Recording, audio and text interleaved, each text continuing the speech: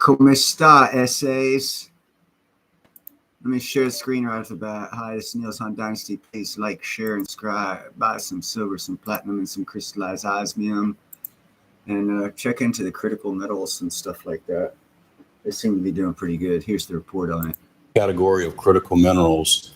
There's critical minerals and there's rare earths. And so the public really needs to understand there's a significant distinction. Critical minerals, as an antimony producer, we're number one on the DOD's critical mineral list. And the problem is there is no antimony today being mined in either the United States or Canada. It all has to come from international sources. We were all getting, every country in the world was getting most of their antimony from China. China controls 65% of world antimony ore, the raw ore in the ground, and they control 85% of the downstream processing, which is what we do. So fortunately, we're in a position of having a smelter in Montana and one in Mexico, which makes us the only two operating smelters for antimony in North America. And therefore, as you said earlier, we're getting a lot of attention from the U.S. government.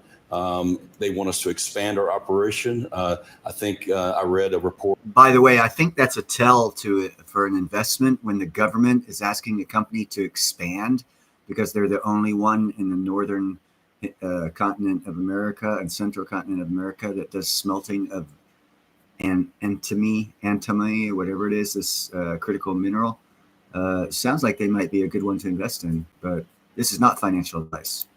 In April, we only have like a 5% supply in our stockpile. So we're trying to ramp up our business to meet this critical need. And as Joe said, there's no question that antimony is needed by the military. It's used predominantly, as he said, in bullets, but it's also used in laser-guided missile, night vision cameras, night vision binoculars, and what have you. So it's a very necessary element for the military. Hey, Joe, come on back in here. We heard from Gary just now that the antimony mining is not done here in the U.S. or in Canada. Is it possible to do it here in the U.S.? Do we have the material to mine it? It's just not done for environmental reasons. It's not done because we don't have the mineral rights to it, or the companies don't have the mineral rights to it. Like, why has this been moved to China? I understand from a processing perspective why that's happened with rare earths. Yeah. But with a critical mineral like antimony, why is that not happening here? Well, I mean, I think you go to deposits, how good is the deposit, and you can pull it out of the ground, and then who can process it. And this is a question that I have talked about now quite a bit with Gary over the last few months. And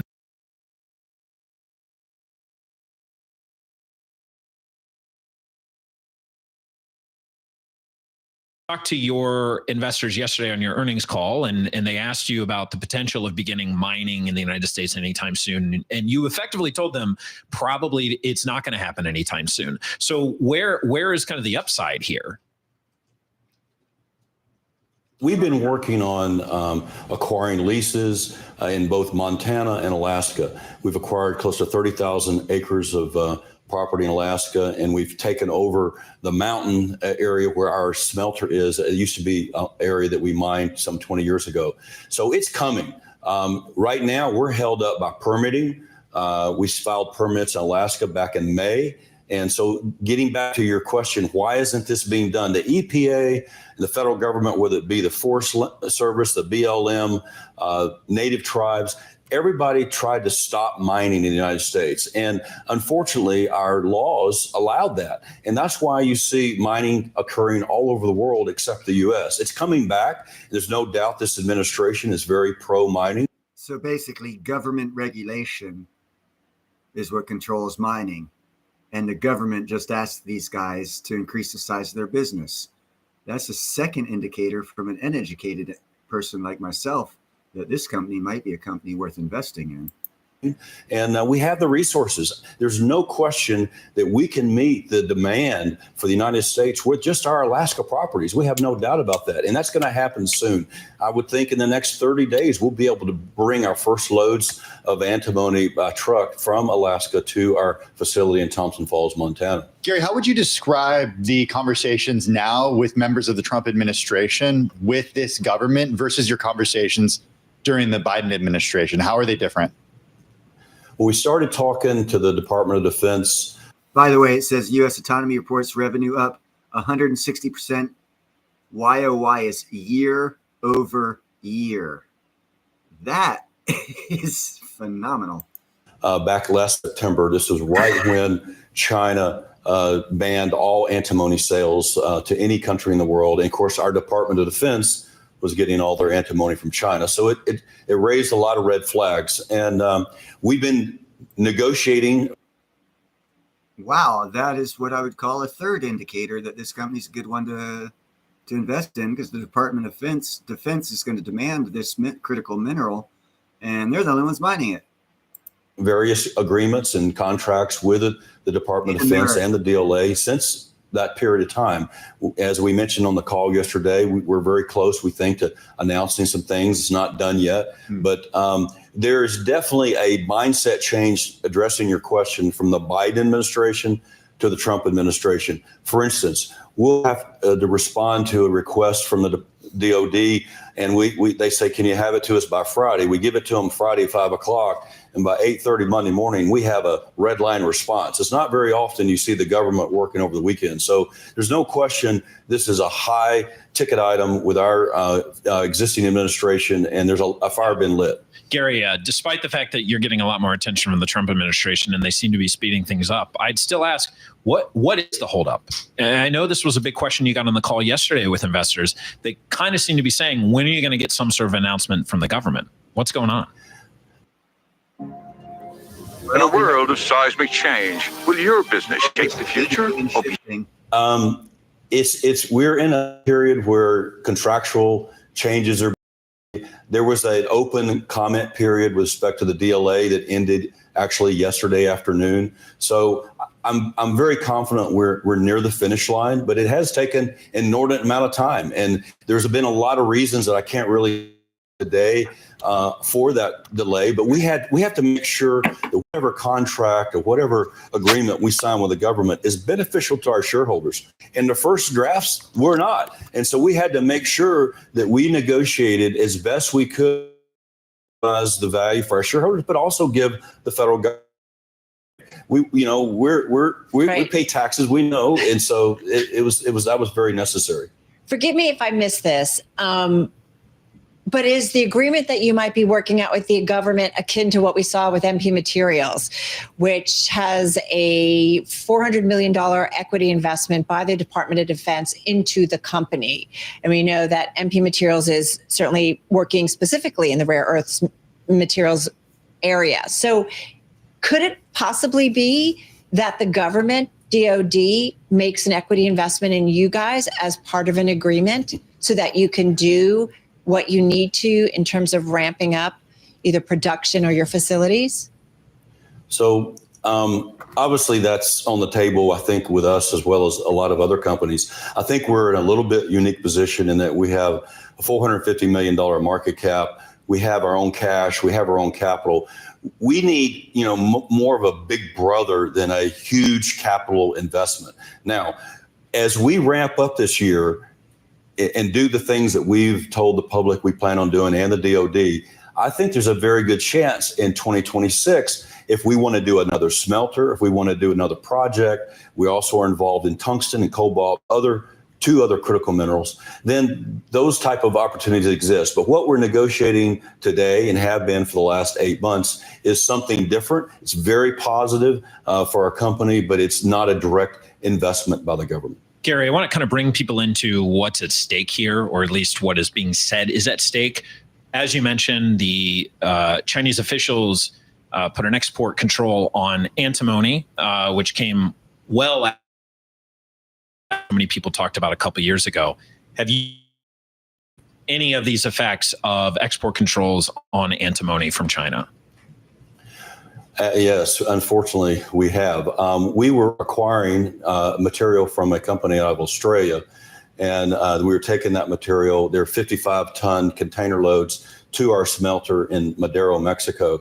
And that particular, this third load that we acquired was transloaded over in China in April. And the Chinese customs confiscated our container, took it off the ship, and held it for 90 days. All the paperwork was correct. It had been paid for. And we finally had to get the State Department and the White House involved. For some reason, finally, they released it.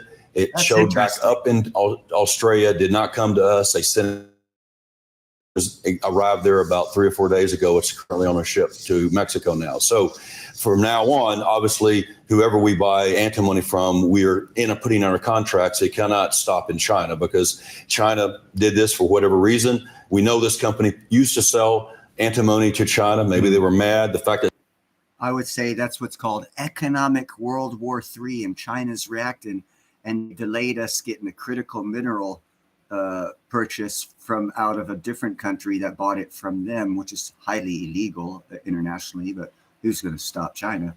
But anyhow, it's economic war. That's why they did it. that said U.S. antimony on it, maybe ticked them off. I don't know, but they What's definitely up, Mo? made a statement with what they did. Untackable. We're speaking with Gary Evans, Chairman and CEO of United States Antimony Corp. Also with us, U.S. Economic Statecraft reporter Joe Doe. Gary, Joe. a follow-up on that. I mean, what does Joe's this got dough, or what is does it this Joe really Doe? say? I like, Or is he a should baker? people actually be concerned? I mean, eventually Red? your antimony is getting to you here and at your Mexico location. Like, are we sounding too many alarm bells on this front? I don't think so. I really, in our lifetimes, will ever see antimony coming out of China again. We know their largest mine Ever. was depleted last year. Ever? And so ever, I don't think we'll ever see antimony coming out of China. Hold on. He said something very, very important right there. He said their biggest mine. Let me go back. I want to hear that again. This is very critical. Money coming out of China again. We know their largest mine. Ever. Their largest mine of antimony was depleted last year. That means China's hurting for that critical mineral. And so That also means ever, there's a I don't think we'll squeeze ever going see on. antimony coming out of China. There is truly a worldwide shortage of this Silver? product. It is so difficult for us to find product. That's why we went and started mining it ourselves. There's just not any supply. Presidents love to talk about Sounds energy like an independence. investment. It doesn't matter if they're Good one, Democrats or possibly. Republicans. Do we get to a point where they can Actually, talk about not possibly. antimony independence and we can get 100% of what the U.S. needs from U.S. supplies? I have no doubt that we can meet all the needs of our government as well as our industrial customers from Canada, the United States, and Mexico. We don't need to go anywhere else. When will we be able to do that? 60 to In 90 the, days. in the next 3 to 5 years. It's not, The last few years, you would have said Canada, United States, and Mexico, and I would have thought, okay, that could work. These countries can all work together. But over the last few months, we've seen trade tensions flare, especially with our neighbors to the north and our neighbors to the south. How does that affect the way you look at the industry and your own business? no question that, Mexico has a new president. She's very anti-mining. Fortunately, the mines that we have in Mexico are grandfathered, but, there needs to be. See, that's very important. About 9 months ago, a lot of people were talking about, and I still mention, be careful about the miners' stocks that you own because of what he just exactly said. That president in Mexico is anti-mining, so she's shutting down mines. So and like he said, he's grandfathered in, so they're lucky to keep their mine open. That was a geopolitical stunt probably brought on by the Trump administration to keep those mines open and pressure on Mexico to allow that to happen. But if countries didn't do that, those mines got shut down and the investors. That's why I always, we're in a time of nationalism, not globalism. We're falling away from globalism, going to nationalism.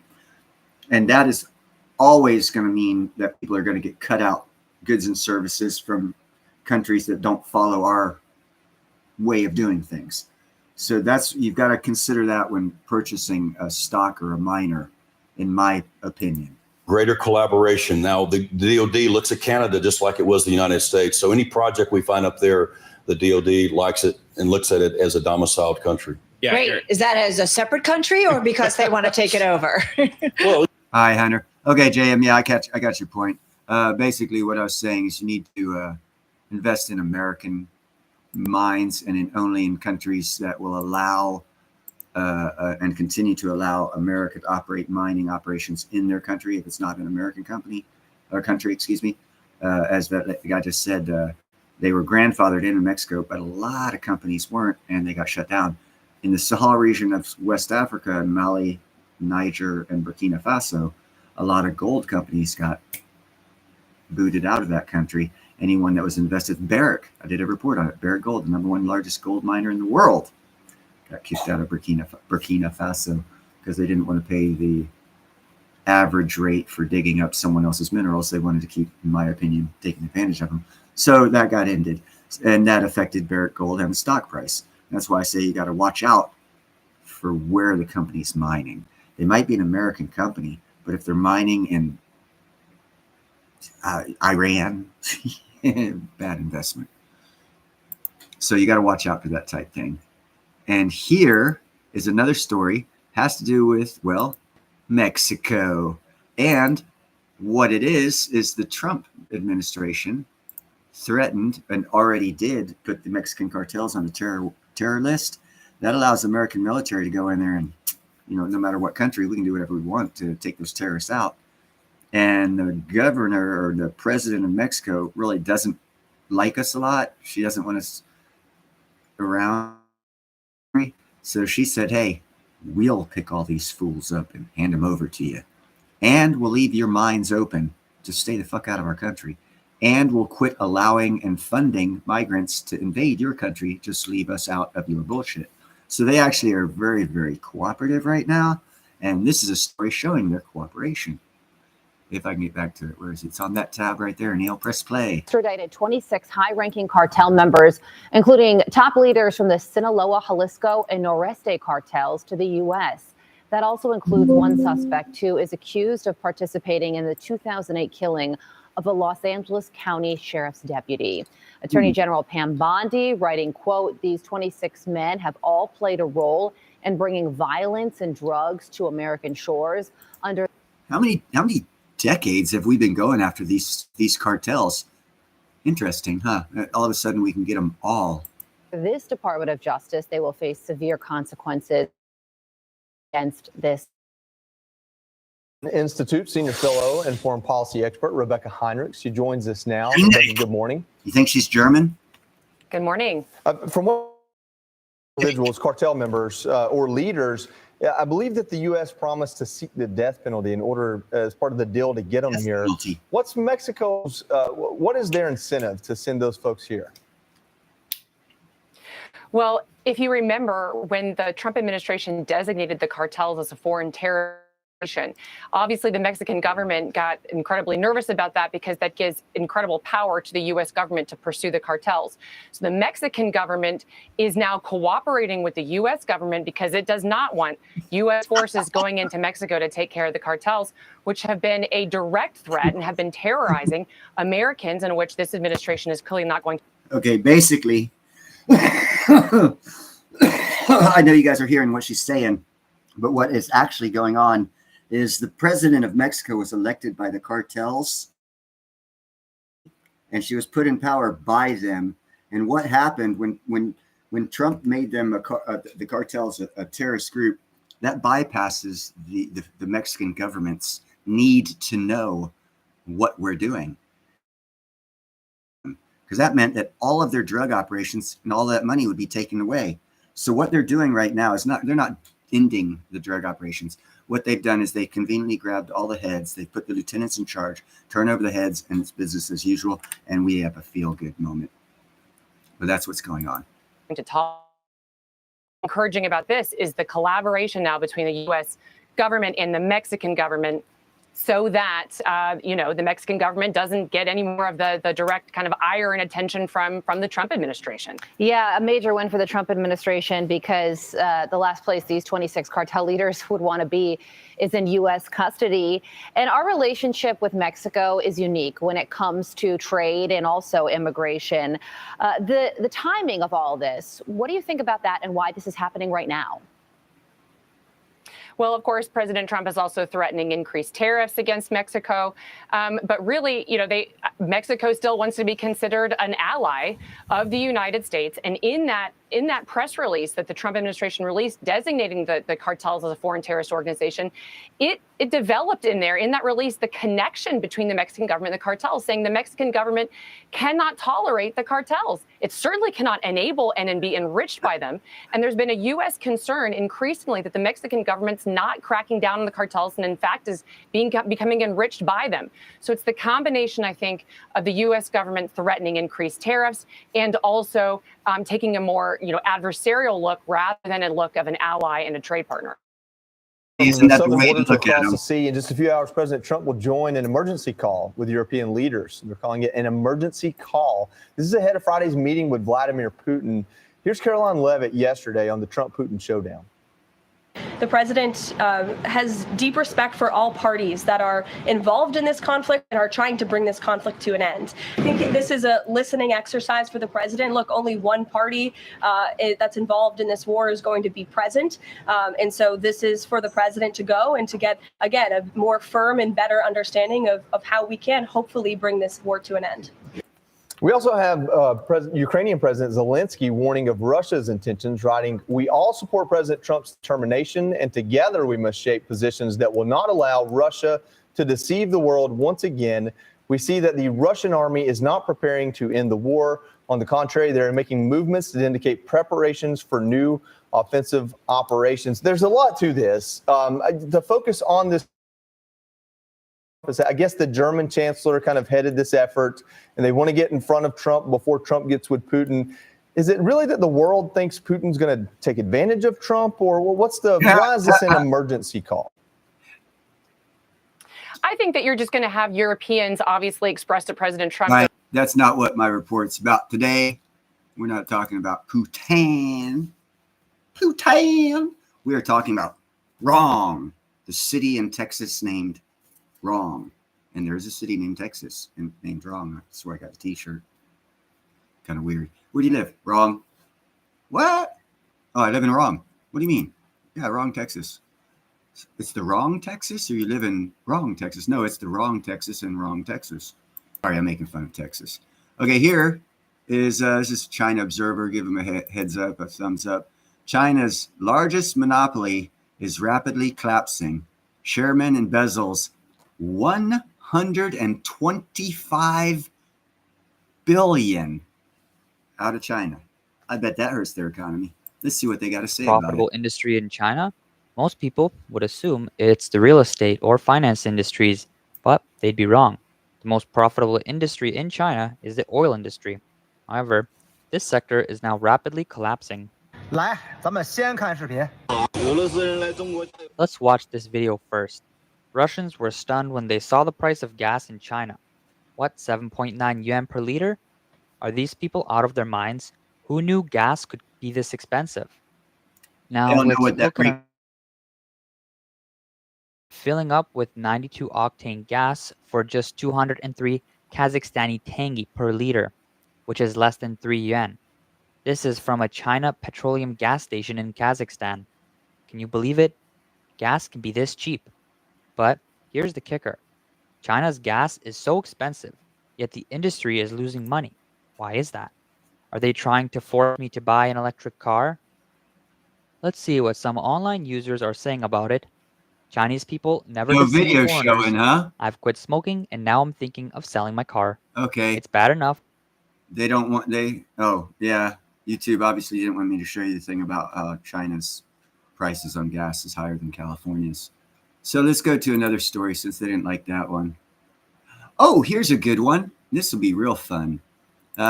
Just to let people know, I know what I'm talking about when I say a lot of countries hate China. Here we go. Here's some evidence. This is from China Observer. Give them a thumbs up. It's, oh yeah, the world cracks down on Chinese illegal immigrant gangs. ICE continues to raid Chinese areas. It says, though, here, the world cracks down.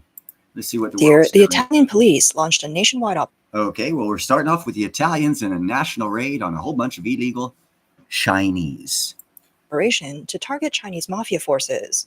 On August 4th, the police reported that in this raid against They conducted surprise searches of hundreds of stores and vehicles.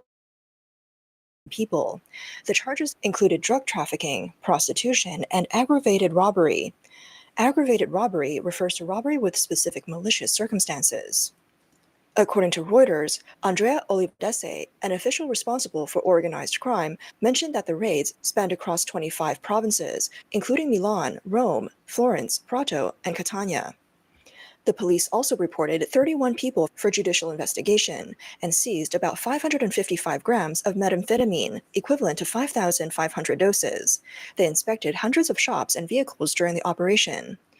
The crimes committed by these gangs primarily targeted Chinese victims, similar to traditional. Primarily targeted Chinese victims. What I have to say about that is the Chinese Communist Party does not have private property. They don't have private property rights. You're not an individual. You are a CCP agent. To work if you work for the CCP government in whatever capacity they say you're out there. These ones they're saying they're illegal Chinese gangs. Well, they're not gangs. They're police, Chinese Communist police, because they're doing most of this only to Chinese people. So a gang wouldn't just focus on one group, the same ethnicity as they are. And if you remember stories from a couple of years ago where it had Chinese police stations in all these different countries to police their people and everyone else, apparently. Now, instead of calling them police stations, Chinese police stations, they've lowered that standard to they're actually gangs, but they're actually CCP card-carrying Communist Party members enforcing the will of the Chinese Communist Party outside of their borders, which is indeed an act of war. And violence to control their territory. Revenge is deeply rooted in their mindset, and conflicts often escalate into family-like vendettas. Prato, a town near Florence, is Europe's largest garment production center, home to a large Chinese community, where Chinese mafia activity has been rampant. Recently, Chinese mafia gangs have been involved in a hanger war. This isn't a metaphor. It's a real mafia struggle over the control of clothes hanger production, worth approximately 100 million euros annually. It's also a form of control over clothing industry logistics. Zhang Naizhong, who controls the transportation network, has been referred to as the boss of all bosses by local prosecutors. He monopolized the transportation industry and had businesses in France, Spain, Portugal, and Germany. However, his deputy, Zhang Dayong, was shot and killed in Rome this April, which sparked a new wave of conflict. I suspect that this incident is linked to a turf war between Chinese gangs in Italy. Prato, located in Tuscany, has a population of nearly 200,000 and the largest Chinese community in Europe. Recently, many Chinese factory owners and workers have been beaten, and warehouses and vehicles have been set on fire. According to AFP, Luca Tescaroli, the prosecutor in Prato, has requested assistance from the Italian government to establish an anti-mafia task force and increase police presence. He mentioned that the conflict has spread to France and Spain, with Chinese gangs even helping illegal immigrants enter local garment factories. Former investigator Francesco Nanucci stated that Chinese gangs run underground casinos, prostitution, and drug trafficking, and also launder money for Italian mafias. He explained that controlling Prato means having influence in Europe. As many illegal immigrants have been brought into Prato by the Chinese gangs, workers from various countries are too afraid to speak out. According to local government statistics, 2/3 of the Chinese population in Prato are illegal immigrants. 2/3. Many of these illegal workers come from countries like China, Pakistan, and Bangladesh. You know, I remember, and I did not do a report on this, but during the first Trump administration, I think it was his second or third year, Chinese dissidents gave a list of between 3 and 5 million, and they televised this, they said this in the news, a list of between 3 and 5 million Chinese citizens that are card-holding CCP members, which means they're actually Chinese military in disguise or spies, which is also active war. Or anyhow, we get into other stuff. But if you remember that report, Bangladesh. Good on you. These workers endure extremely harsh conditions, long hours, low wages, and no job security, which has led them to be described as modern slaves. Local lawmakers have stated that nearly 90% of Chinese-run factories in the area violate the law in various ways. These include using smuggled goods from China, tax evasion, and severe violations of health and labor regulations. In Italy, there are Chinese mafia groups, while in Australia, there are Chinese fraud syndicates. On the morning of July 30th, police launched a raid in Sydney's Barangaroo and Seaforth, arresting two men, 38-year-old Bing Michael Lee and 34-year-old Yi Zhe Tony He. At Lee's residence, police stormed a room and conducted a search. Shortly after, Lee, dressed in a jacket and white pants, was of the room by two men in suits and later taken to a police car. On July 31st, New South Wales police confirmed they had dismantled a major fraud and money laundering. Two Chinese men suspected of being the masterminds were arrested. Police also raided multiple locations in Sydney, seizing assets including luxury cars, watches, cash, and drugs. The Australian reported on August 1st that Bing Lee was one of the two masterminds behind the fraud scheme. He was taken from a luxurious apartment with a month's rent of 37,000 Australian dollars. He was wearing a $6,000 Louis Vuitton pilot jacket when arrested. The valuables in the luxury apartment were worth over 1 million Australian dollars. Following the raid, police traced more than 10 properties in Sydney, seizing two Bentleys, a Ferrari 360, cash, a gun, two tasers, bulletproof vests, and small quantities of drugs. Lee faces 87 charges, including fraud, money laundering, document forgery, and dealing with proceeds of crime, allegedly defrauding 12.9 million Australian dollars. He appeared in Downing local court on August 1st and was denied bail. Lee will remain in custody until his next court appearance on September 11th.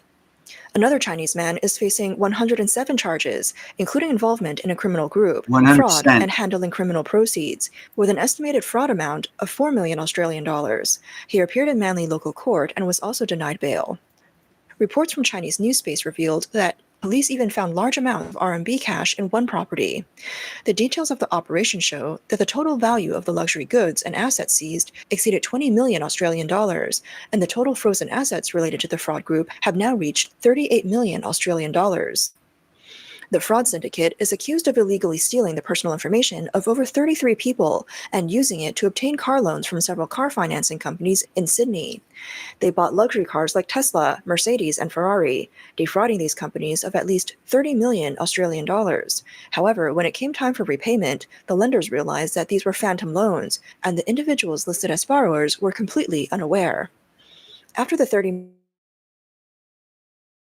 transferred to other accounts and laundered through multiple transfers across various accounts.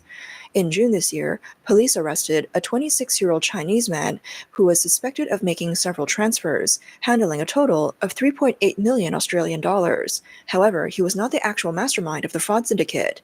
The Sydney Morning Herald revealed that in January of last year, police launched a joint investigation, codenamed Strike Force Middleton, targeting a criminal group suspected of defrauding car finance companies and other lending institutions. Initial investigations found that the syndicate used stolen personal identity information to apply for home loans and business loans. Then they used the loans to purchase fictitious luxury cars, also known as ghost cars. This was to defraud the institutions of huge sums. Later, the police charged 6 people in connection with the case, and the New South Wales Crime Commission subsequently froze 18 million Australian dollars worth of assets. On July 31st, the police stated that further investigation revealed the fraud was not limited to car financing, but also involved large-scale personal, business, and home loan fraud. In Australia, Chinese people have been arrested for participating in blessing scams. In these scams, fraudsters set up situations to convince victims that they or... Did you see the size of that freaking little... Man, American criminals got it good. That was a small-ass car they stuck in, man. It looked like a solitary confinement cell on wheels. Their families are facing a calamity and claim that they can perform rituals to avert the disaster. On July 4th, New South Wales police announced they were investigating a series of blessing scams targeting the Asian community. On the evening of July 3rd, with the assistance of Australian Federal Police, a 36-year-old woman was arrested at Sydney International Airport. The police charged her with defrauding a 77-year-old Chinese woman in the Parramatta area, stealing a large amount of cash and jewelry. The 63-year-old woman has been charged with dishonestly obtaining property by deception, participating in a criminal group, and conspiring to steal. They make old people look bad, man. A 63-year-old stealing from a 77-year-old. What the? WTH? Or F, either one. With the intent to rob. She was denied bail. Since July 2023, there have been multiple reports of blessing scams targeting the Chinese community, particularly elderly women, in areas across Greater Sydney, such as Ryde, Burwood, Parramatta, and Hornsby. Over 80 cases have been reported, amounting to a total fraud of 3 million Australian dollars. In April this year, the New South Wales Police set up a task force to investigate these scams throughout Sydney. In these scams, fraudsters trick victims into handing over money and jewelry for a blessing ritual only. Now, what I have to say about this is they say it's a gang. I say it's a CCP. I have done a report where the CCP is cracking down on individuals leaving the country with all of their money. The guy left with 125 billion yuan. They're trying to keep their money back in their country. So I think they're using these quote unquote gangs. As I swear to God, these Chinese gangs are actually CCP operatives.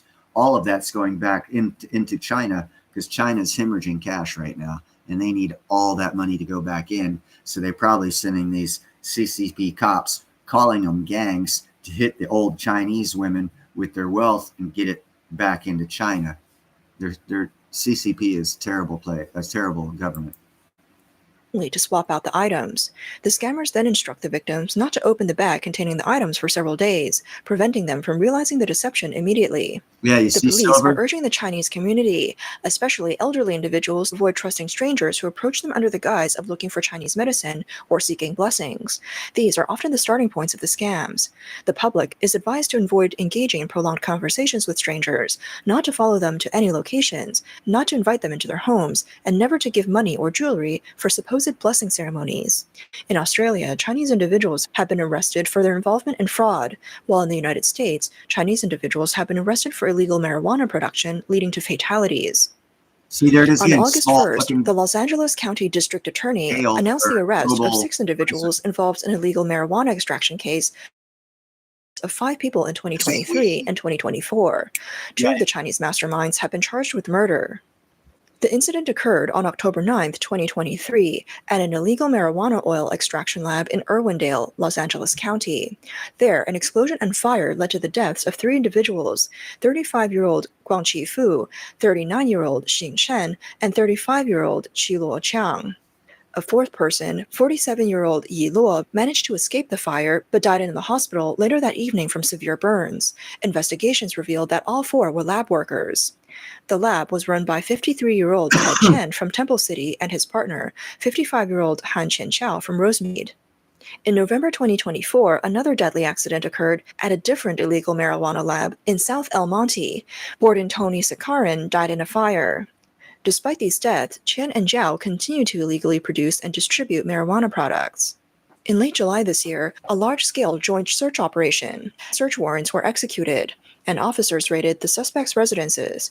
Oh, by the way, the connection between weed places that the Chinese Communist Party are running here in California and fentanyl and the ease of mixing the two, and people here in smoking joints, like my neighbor, not the guy in the alley behind me, but 2 houses down about 2 weeks ago was outside smoking a joint and died of a heart attack.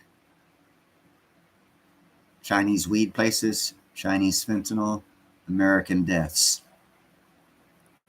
Man, if I was an ex-military man, I would say we're at war. But I'm not going to say that. 2 I'll damn sure think it, though. warehouses in South El Monte, an office, a drug lab in Laverne, and a distribution center in Gardena.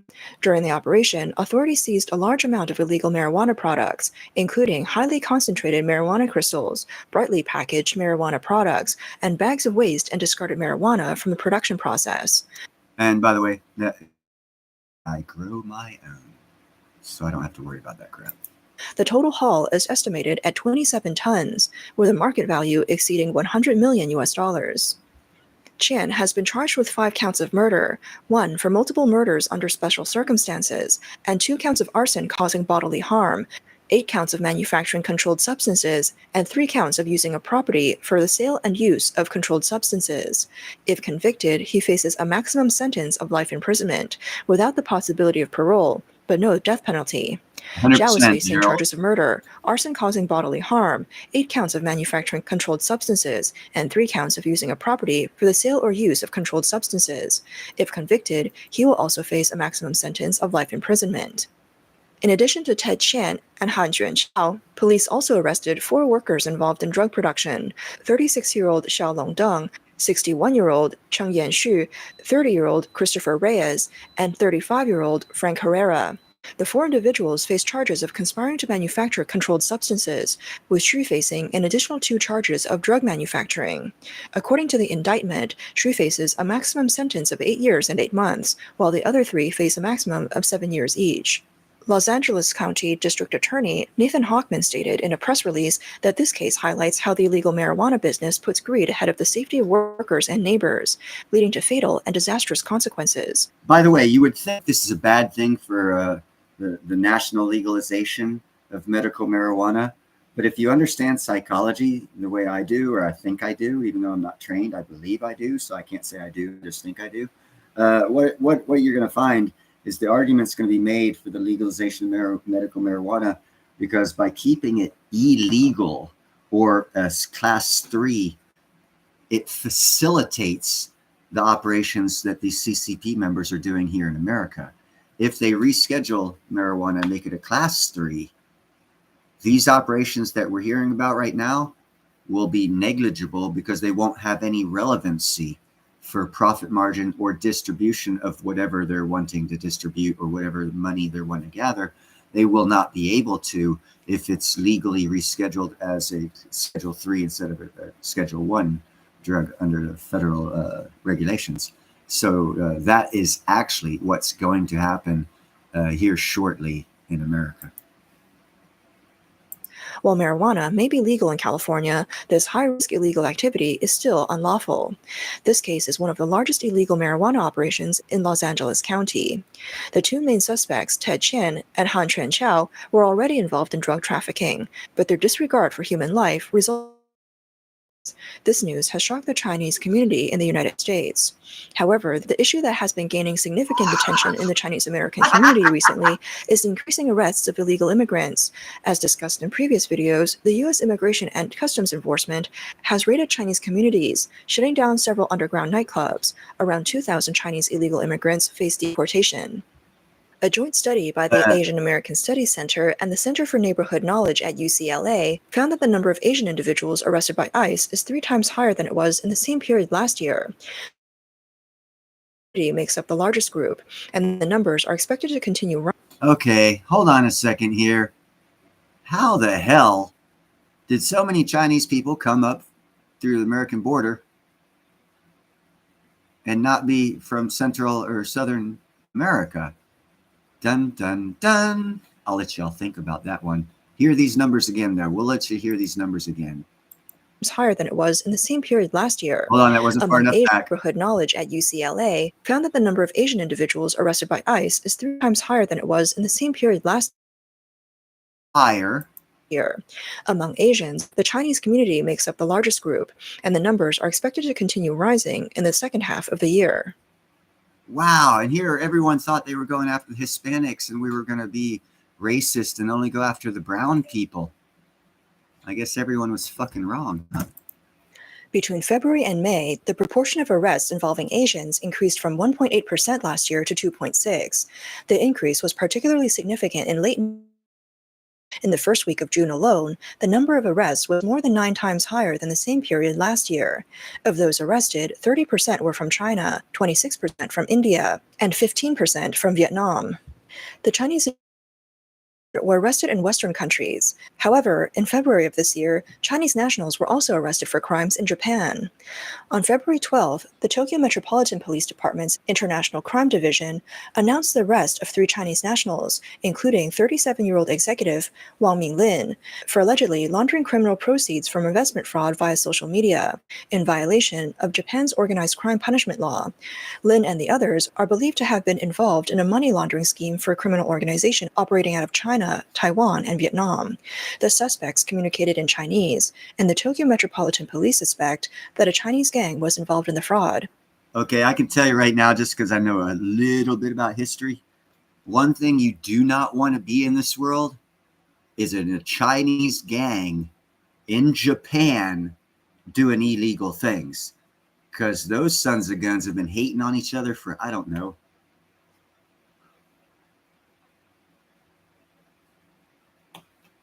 2,000 years they've been at war with each other. So I would hate to be a Chinese breaking the law on the island of Japan. They will continue to investigate to involvement. The other 2 arrested suspects. You'll never hear anything about it, but those Japanese are very racist against China. Sorry about that. Are Chinese nationals. 37-year-old Zhang Li and 35-year-old Li patients are unclear. According to Nikkei Asian Review, the 3 individuals are accused of accepting commissions from a fraud social media investment scams and romance scams. To conceal the source of their funds, they repeatedly transferred money between accounts. From January 2021 to May 2024, they handled approximately 50 billion yen in funds and are believed to have earned commissions from the perpetrators. These 3 suspects were arrested for allegedly transferring 64.5 million yen, including money defrauded from a man in his 70s from Kanagawa Prefecture. They moved the money through online banking to multiple accounts they managed to hide the criminal proceeds. The International Crime Countermeasures Division did not disclose whether the suspects have confessed. The 3 suspects are believed to have managed around 300 accounts, primarily using corporate accounts. They defrauded about 2.3 billion yen from about 90 people across 29 prefectures. The illicit funds were transferred through overseas financial institutions and eventually handed over to the fraud syndicate. Whether it's money laundering in Japan, drug production in the US, fraud in Australia, or Chinese mafia fighting in Italy, these are all scandals involving Chinese people. Particularly with the mafia, there may be connections to the Chinese Communist Party. The fact that law enforcement agencies in multiple countries are arresting these criminals is a heartening development. Voice of America reported that in 2022, the human rights organization Safeguard Defenders revealed that the Chinese government had established over 100 overseas police stations worldwide, with the most in Italy. The police stations are located in Rome, Milan, Florence, Venice, Prato, and Sicily, raising concerns among local governments and politicians. In fact, as early as 2016, the CCP began setting up these overseas police stations, operating with the full support of local Chinese diaspora organizations. After the discovery of these CCP overseas police stations, Italian Minister of the Interior, Matteo Piantedosi, announced that Italy would no longer conduct joint patrols with the Chinese police. During the investigation, the Italian police discovered that some of the leaders of the diaspora organizations were closely connected to the CCP, and they were involved in organized crime. Investigations and intercepted communications revealed that Zhang Naizhong, a Chinese mafia leader, had met and maintained contact with Chinese diplomats. Believe that the CCP typically recruits influential and wealthy to serve as leaders of diaspora organizations to carry out its United Front work. Some scholars have pointed out that certain overseas mafia members overlap with leaders of diaspora groups and business associations. It's almost like if we drop back to the late 30s, we could compare this to the Nazis opening up organizations throughout the world and the world allowing it. That's a very like facsimile.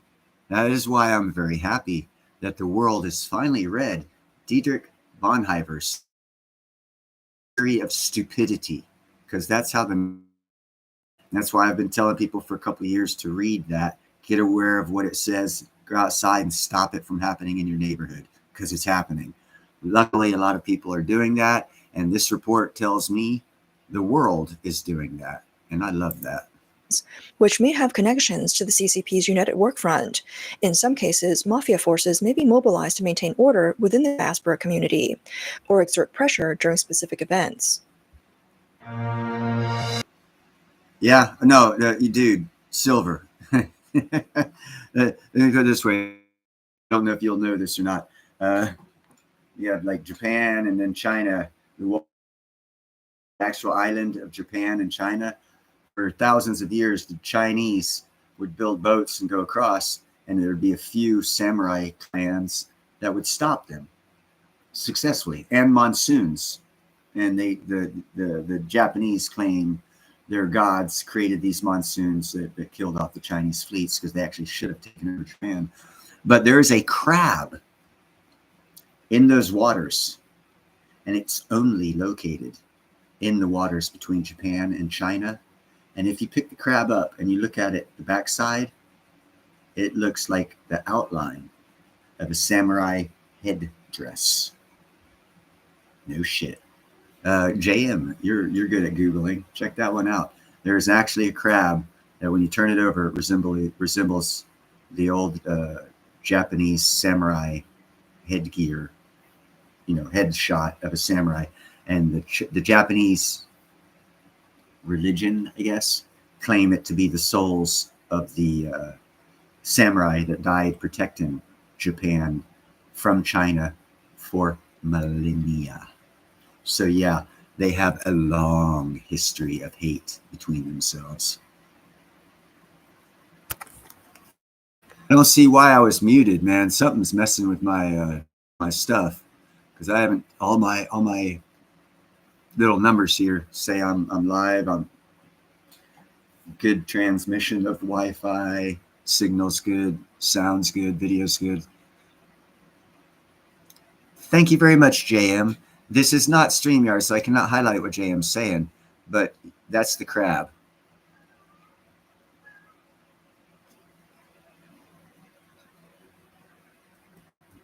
The samurai crab. I didn't know the nickname was the samurai crab. When I researched it, they didn't have a nickname. They didn't tell that there was no mention of a nickname for the crab in the papers that I was researching.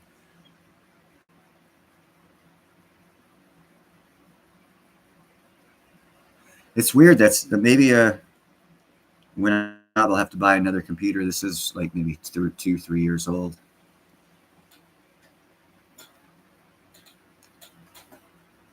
I blame either my computer, which has functioned well earlier today and yesterday, or I blame YouTube.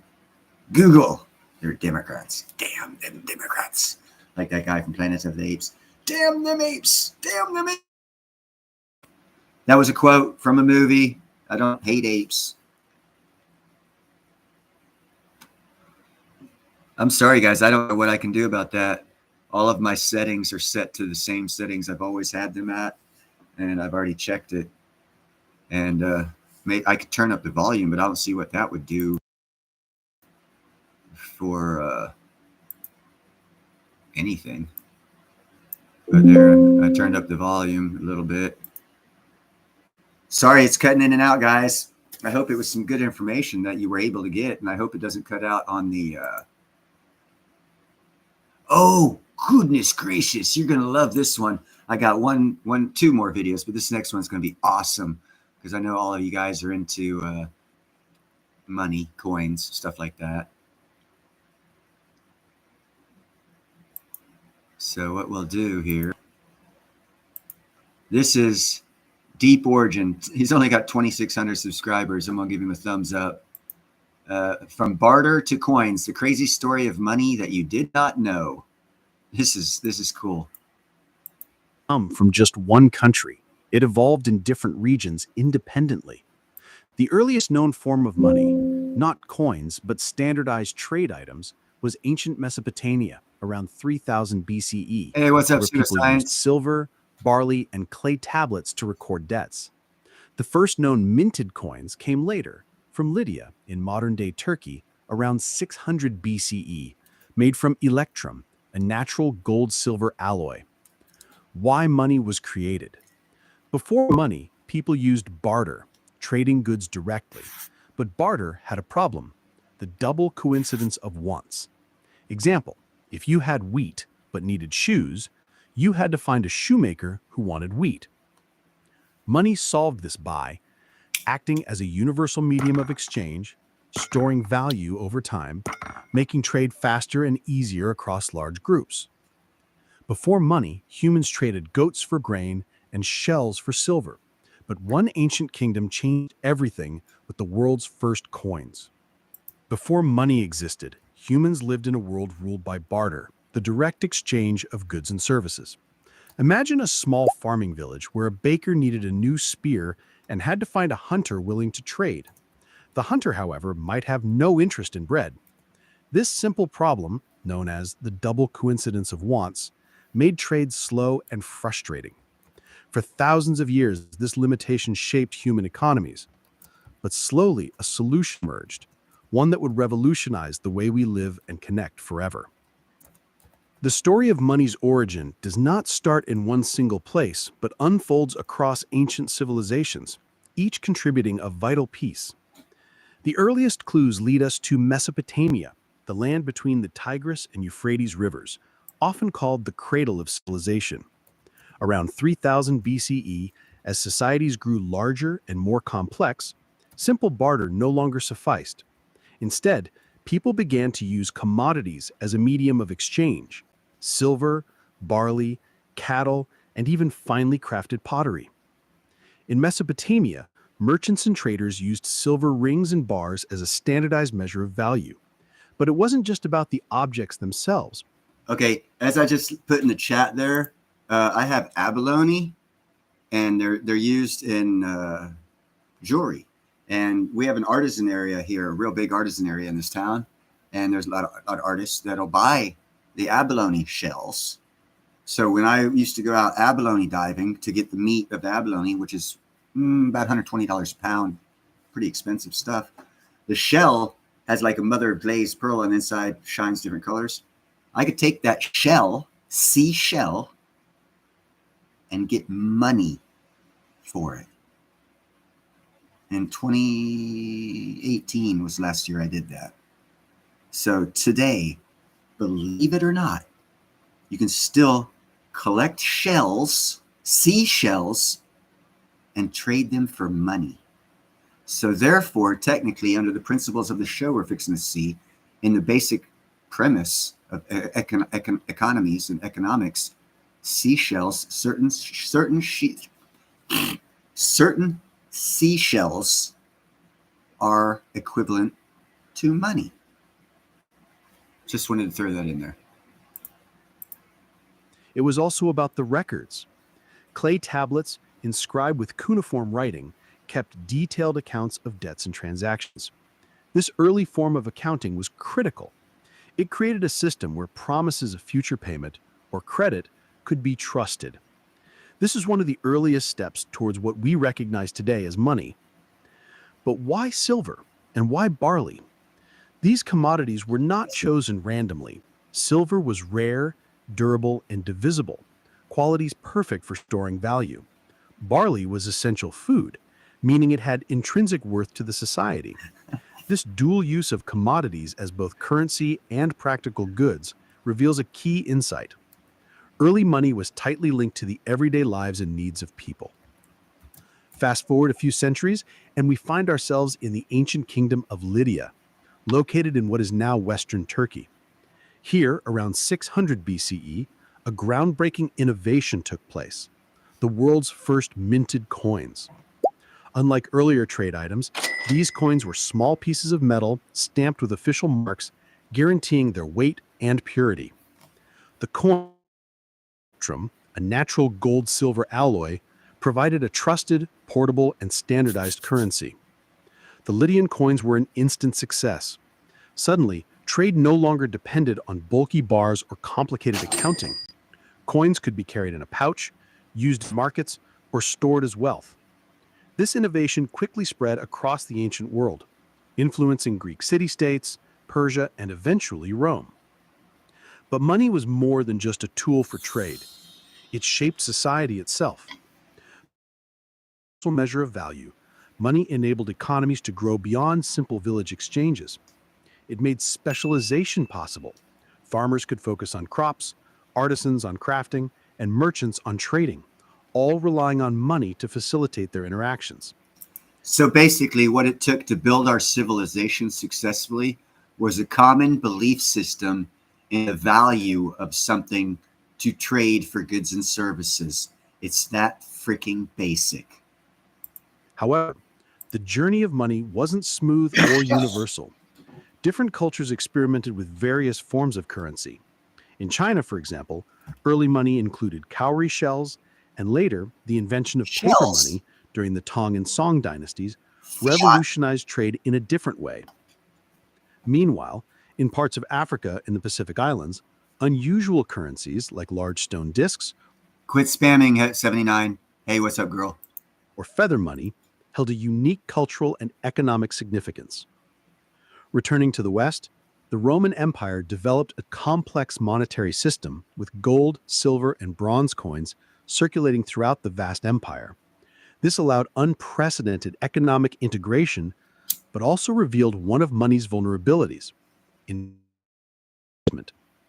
Emperors sometimes reduced the precious metal content in coins to pay for wars or luxuries, which ultimately eroded trust. The fall of Rome plunged Europe into economic chaos for centuries.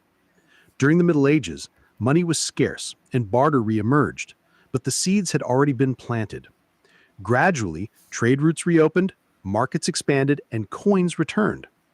The rise of banking families like the Medicis in Renaissance Italy introduced new financial instruments, promissory notes, letters of credit, and early checks that extended the idea of money. Money's Actually, I don't know if you guys know this or not, but the Templars in the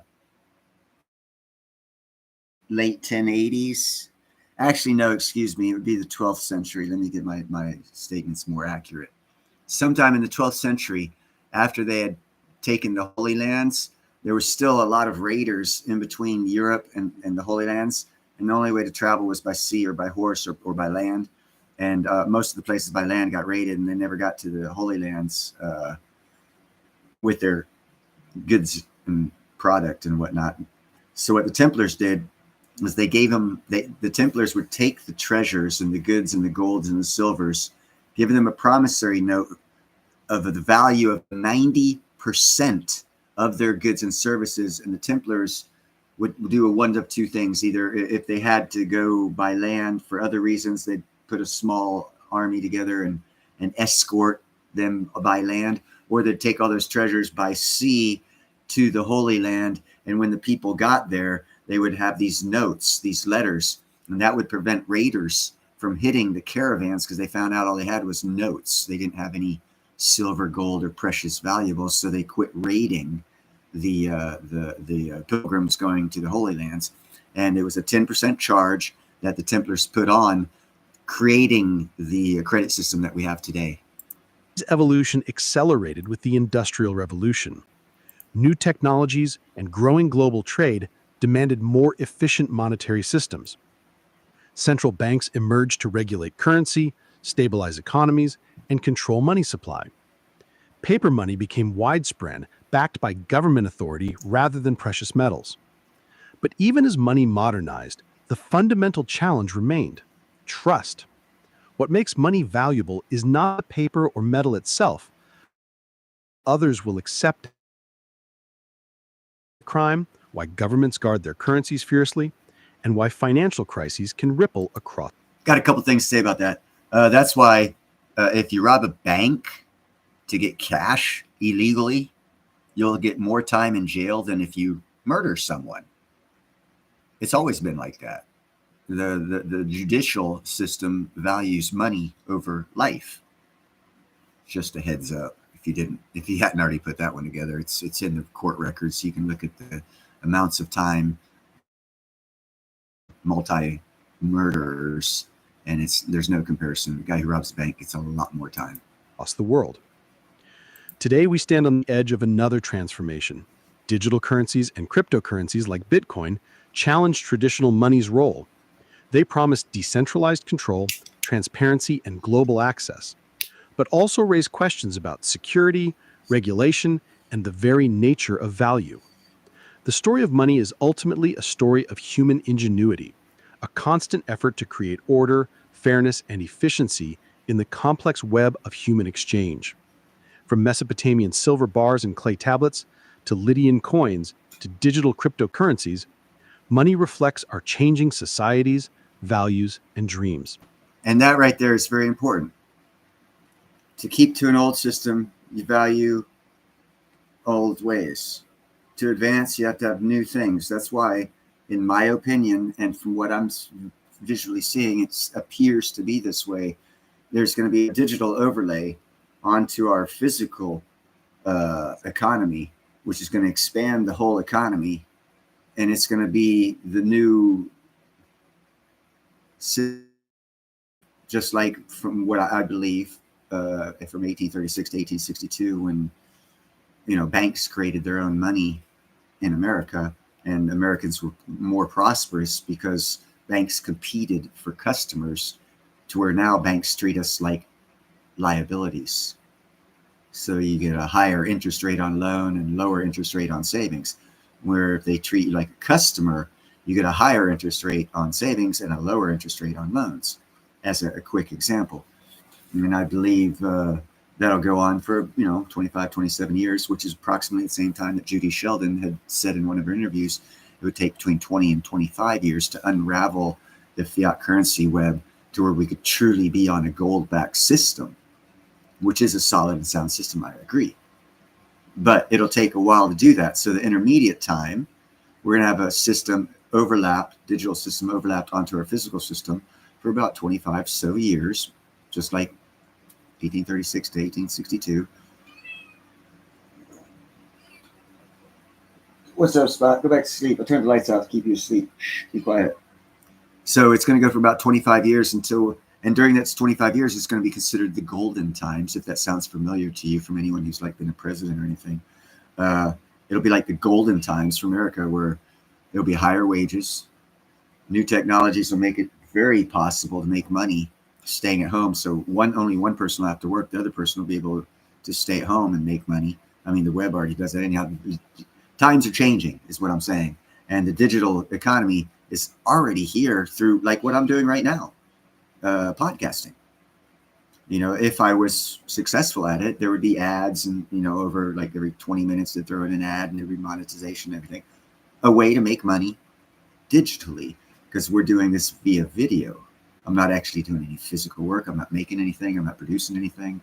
Which kitty is that? Oh, that's Cleopatra. No, Cleo. Cleopatra's daughter. Cleopatra's my outside kitty. That's her daughter. She's the reason for 3 of these. What's up, Spot? Get down.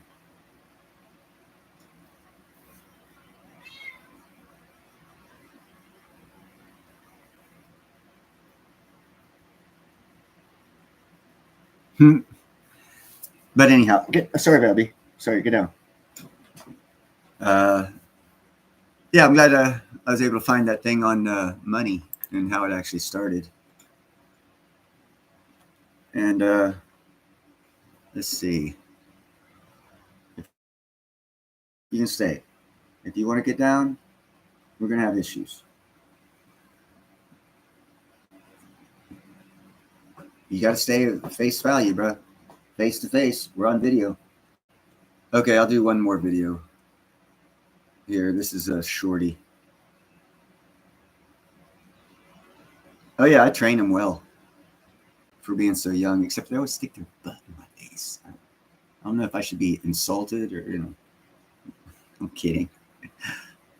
You're doing pretty good at standing on that hand for hand getting a face rub, but I need to use my hands to type. So get down. Nope. Okay. Get up here then. Knackers. See, now he's going to chill. He's going to lick my hair.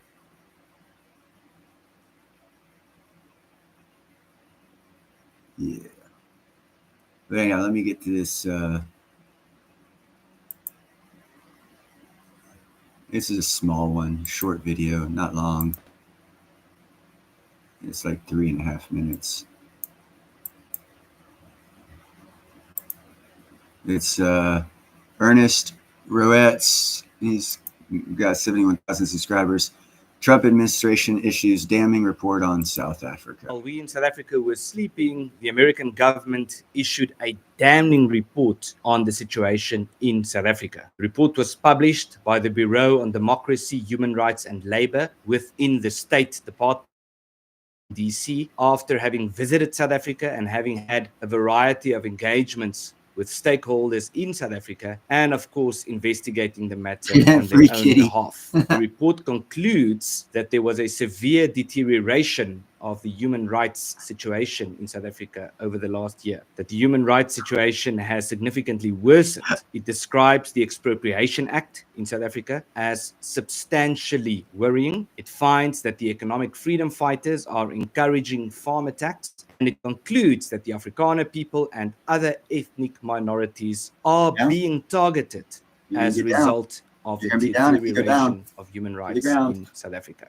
Just a month ago, I was in Washington, D.C. on behalf of Lex Libertas after we published a report entitled Reclaiming Freedom. The report published by Lex Libertas explains that the crisis in South Africa could be summed up under three headings. Firstly, a very destructive policy framework. Secondly, general state failure. And thirdly, the persecution of minorities. Our report goes on to conclude that the underlying problem is that the South African government has become significantly detached from realities on ground level, and that the underlying solution ought to be a decentralized political system. During this trip to Washington, I engaged with a variety of stakeholders on behalf of Lex Libertas, including a representative of the US government, and particularly this office that published this report, including politicians, researchers, think tanks, media outlets, podcasters, and so forth. Now, we are not happy about the situation in South Africa. The situation in South Africa is indeed severe, and the findings by the State Department are indeed correct. But we are happy about the fact that the crisis is now increasingly being exposed, because the first step to tangibly addressing the crisis is to recognize it for what it is. It does seem as if everyone is willing to come to the table except for the South African government, the ruling ANC, and its allies. Isn't that always the way it is? This is a very important step, and even though a report like this by itself does not fix the crisis, it is a very important step towards working to a solution. Now, one can only hope that the South African government, that is already under significant pressure, would respond appropriately. We do know that desperate need for increased revenue, resources, and so forth, and that the tariff situation has placed significant pressure on the South African government. We have also recently heard the ANC saying that they want their members to stop chanting, "Kill the boer, kill the farmer," which gives an indication that the party might just have the capacity to bow under pressure when they have no other way out. Now, one can only hope that they would respond appropriately. There is much work to do, but this is indeed a big step forward. Lex Libertas has already issued a press statement on this matter, which is available on our website. There is a lot more to be said about this, which will be said in a follow-up press statement that will be issued shortly. There you go.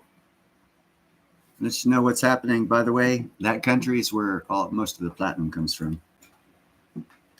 So, yeah, issues, big time issues, and they'll deal with it. They'll get dealt with. They'll deal with it, or it'll get dealt with. So, anyone have anything to talk about other than Sally collecting seashells by the seashore?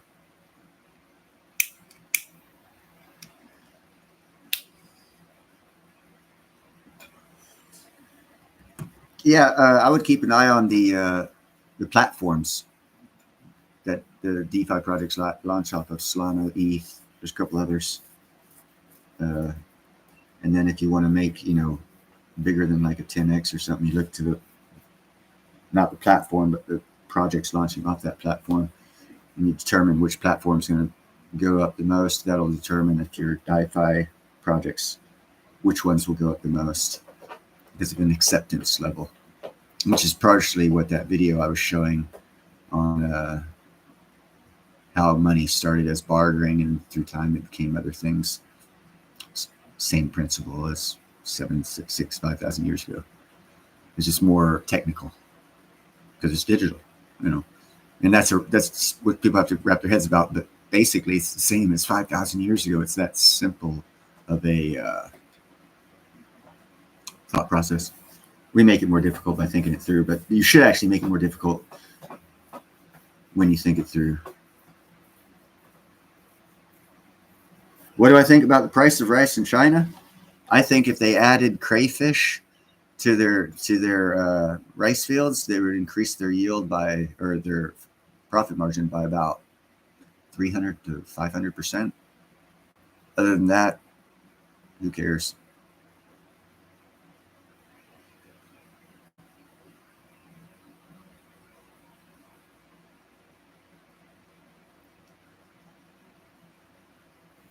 I like steamed rice, personally. I used to work at a Japanese hibachi restaurant. Those boys made some good food, and I ate good.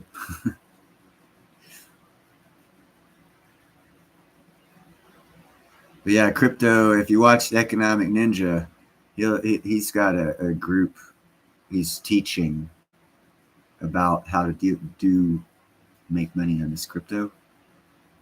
But there's other people out there too that'll tell you, not nearly as in depth, but it'll definitely give you good calls. But you got to always do your own research. Always do your own research. But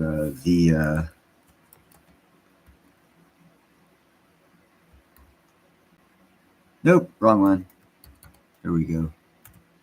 Those ones are the ones I would look at, not just Google them.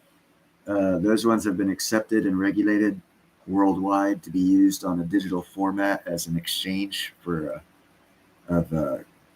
value, a new form of exchange of value.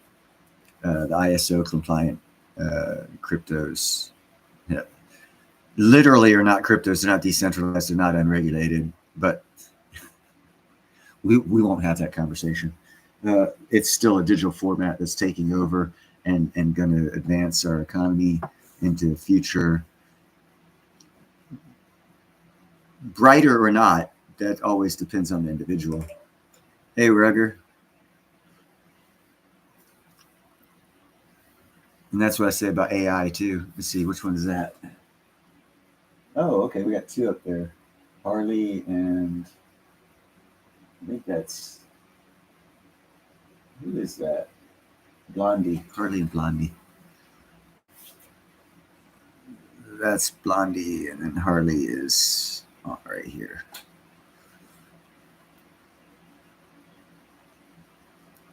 Wow, that's a big word, whatever it is. Mecca's Croydon. Oh, at Mecca's Croydon, a coffee. Okay, so it's the name of the place.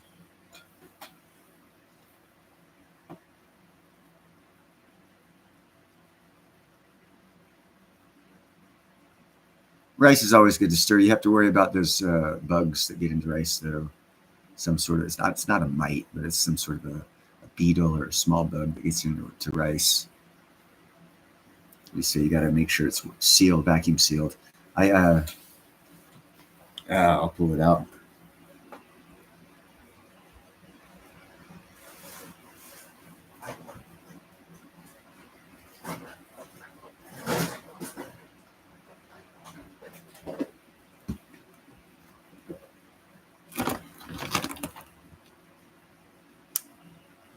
Big old bag.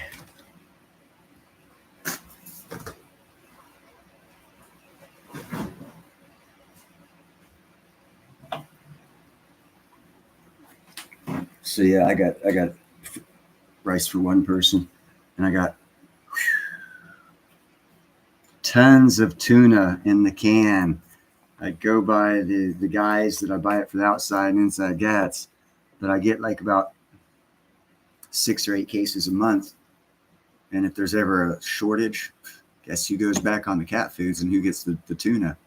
And then I have tuna and rice, tuna melts. You know, I've eaten a lot of tuna and rice, but I'll have food. Right on, Gerald. You got a good taste. Like I said, you got good taste. Which one are you? Okay, you're Blondie. And there's Beth. Surprised I don't have one behind me. There goes Spot.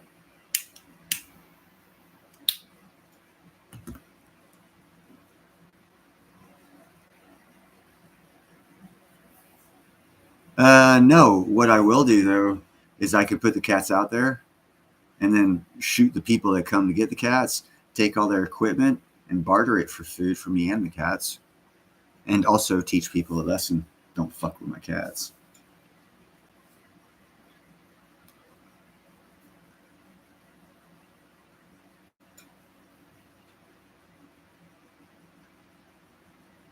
Oh, yeah, further back. There we go. That right there should be in every household. Partially covered. You can't see what it is, but if you can put in chat what you think it is, I'll tell you if you're right or wrong. Give you another look. It's right there. Gosh.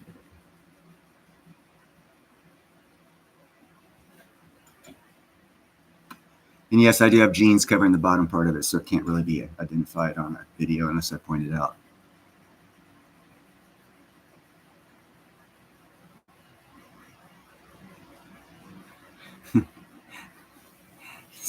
The cats have a secret plan as to whereby they will be eating steak.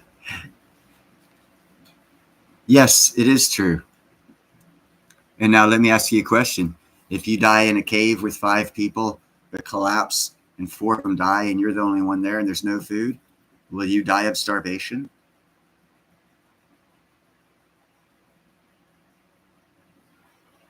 Flip the coin to the other side. They're simple animals. They go for survival. Humans, it's a toss-up if a human will eat another human in that.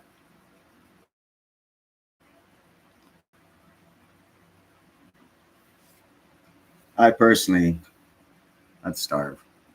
I'd find honey. I'd eat dirt. There's dirt. There's nutrition in dirt if you get the right dirt.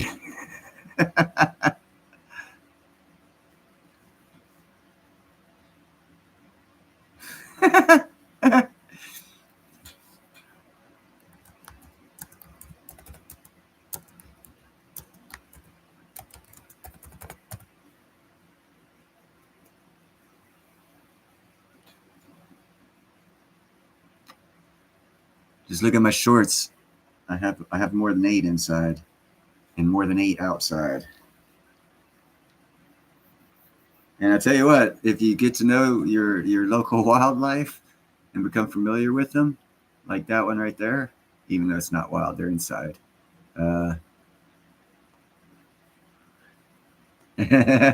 Cheryl. The cats will let me know if someone's outside or not. Because when I walk outside at night, if I don't see any cats, first off, it gets my suspicion. Because that means something's around to make them not be around. Or they just all ran off at once. So I take an extra close look around my environment. Then I see 1 or 2 of them, see how they're acting, if they're looking all in one direction, if there's 2 or 3 of them in one direction. If you know how to read an animal, any animal. Donkeys, sheep, all good guard animals. Geese.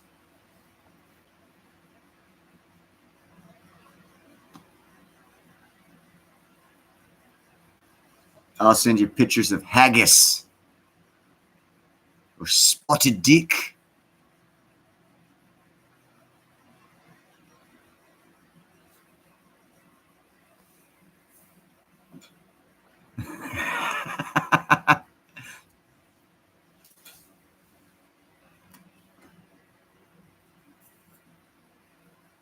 So, what's everyone's speculation for the end of the week for the gold and silver ratio? Don't use profanity, 79. Maybe it's better if this light's off. Those shiny things in the back. There's enough light coming from the TV for y'all to see the reflection in my glasses.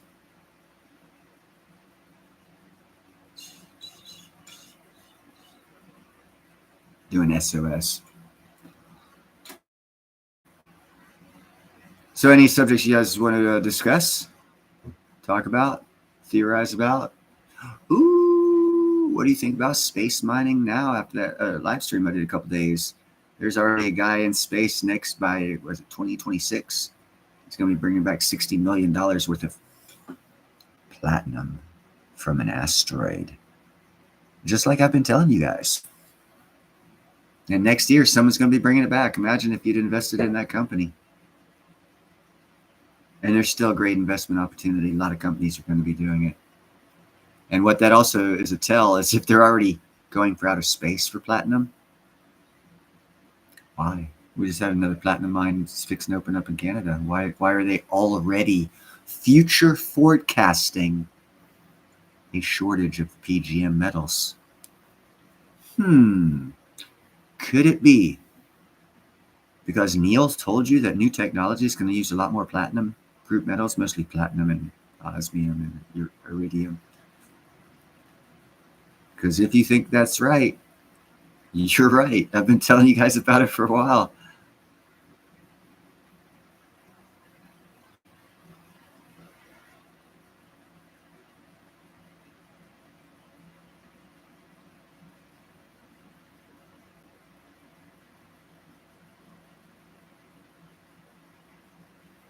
Yeah, I'm seeing it stick around 89, 88 right now. I'm waiting to see it go to about 95, and then I'll give my friends a head changing gold for silver.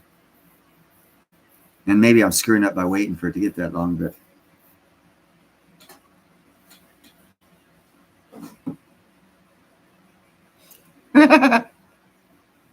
JM.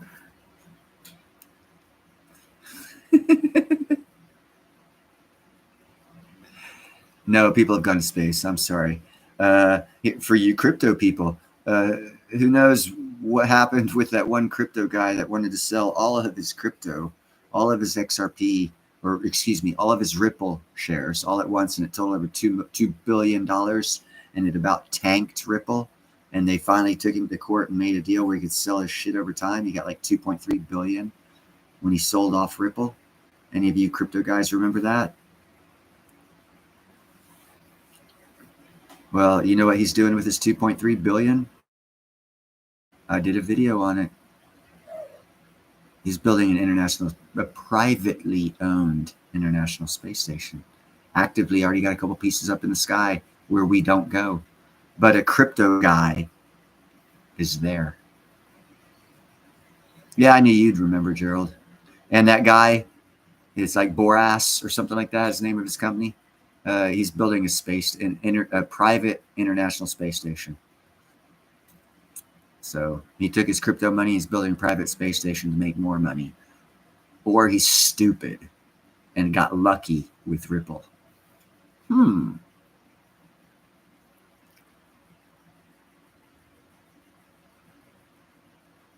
just saying, for all you naysayers, if you're into crypto, the crypto money is going to space. I hate it for you. They've already got, like I said, I did that video. Matter of fact, hold on a second here. There's a segment of a clip of a segment of the Sean Ryan show. Let's see here. It's specifically about 8 minutes, specifically on what he's doing. I believe I saved it. Oh, I did. Imagine that. Hold on. I need to get you guys in here. Sorry about that. I got to close a couple tabs to do this.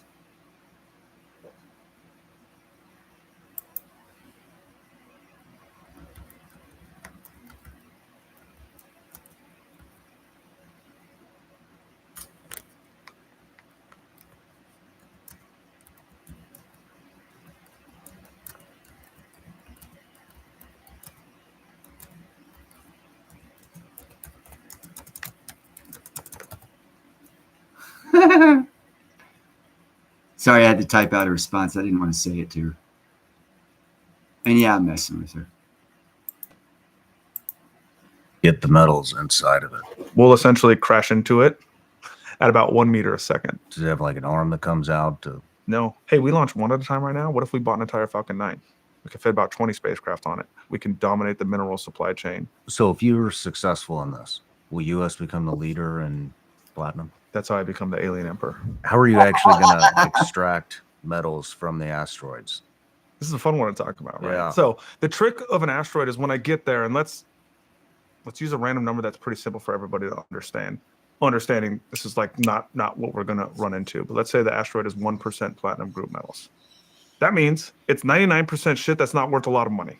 And so if I bring it back to Earth, that's just wasted material. So what I have to develop, and what we have developed, is essentially a machine that can turn 1% platinum group metals into a much higher percentage of platinum group metals. So what I'm returning is worth a lot.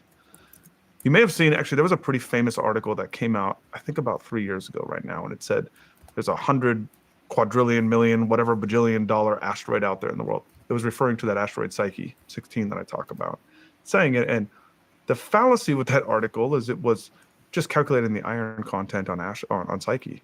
Like, you could put that same number on top of Mars. It actually doesn't mean anything. It's not economical to bring back. I'm not trying to mine iron. Like, iron's essentially free on the planet, right? The cost of iron is actually just the processing cost of it. There's plenty of ore everywhere. There's plenty of nickel everywhere.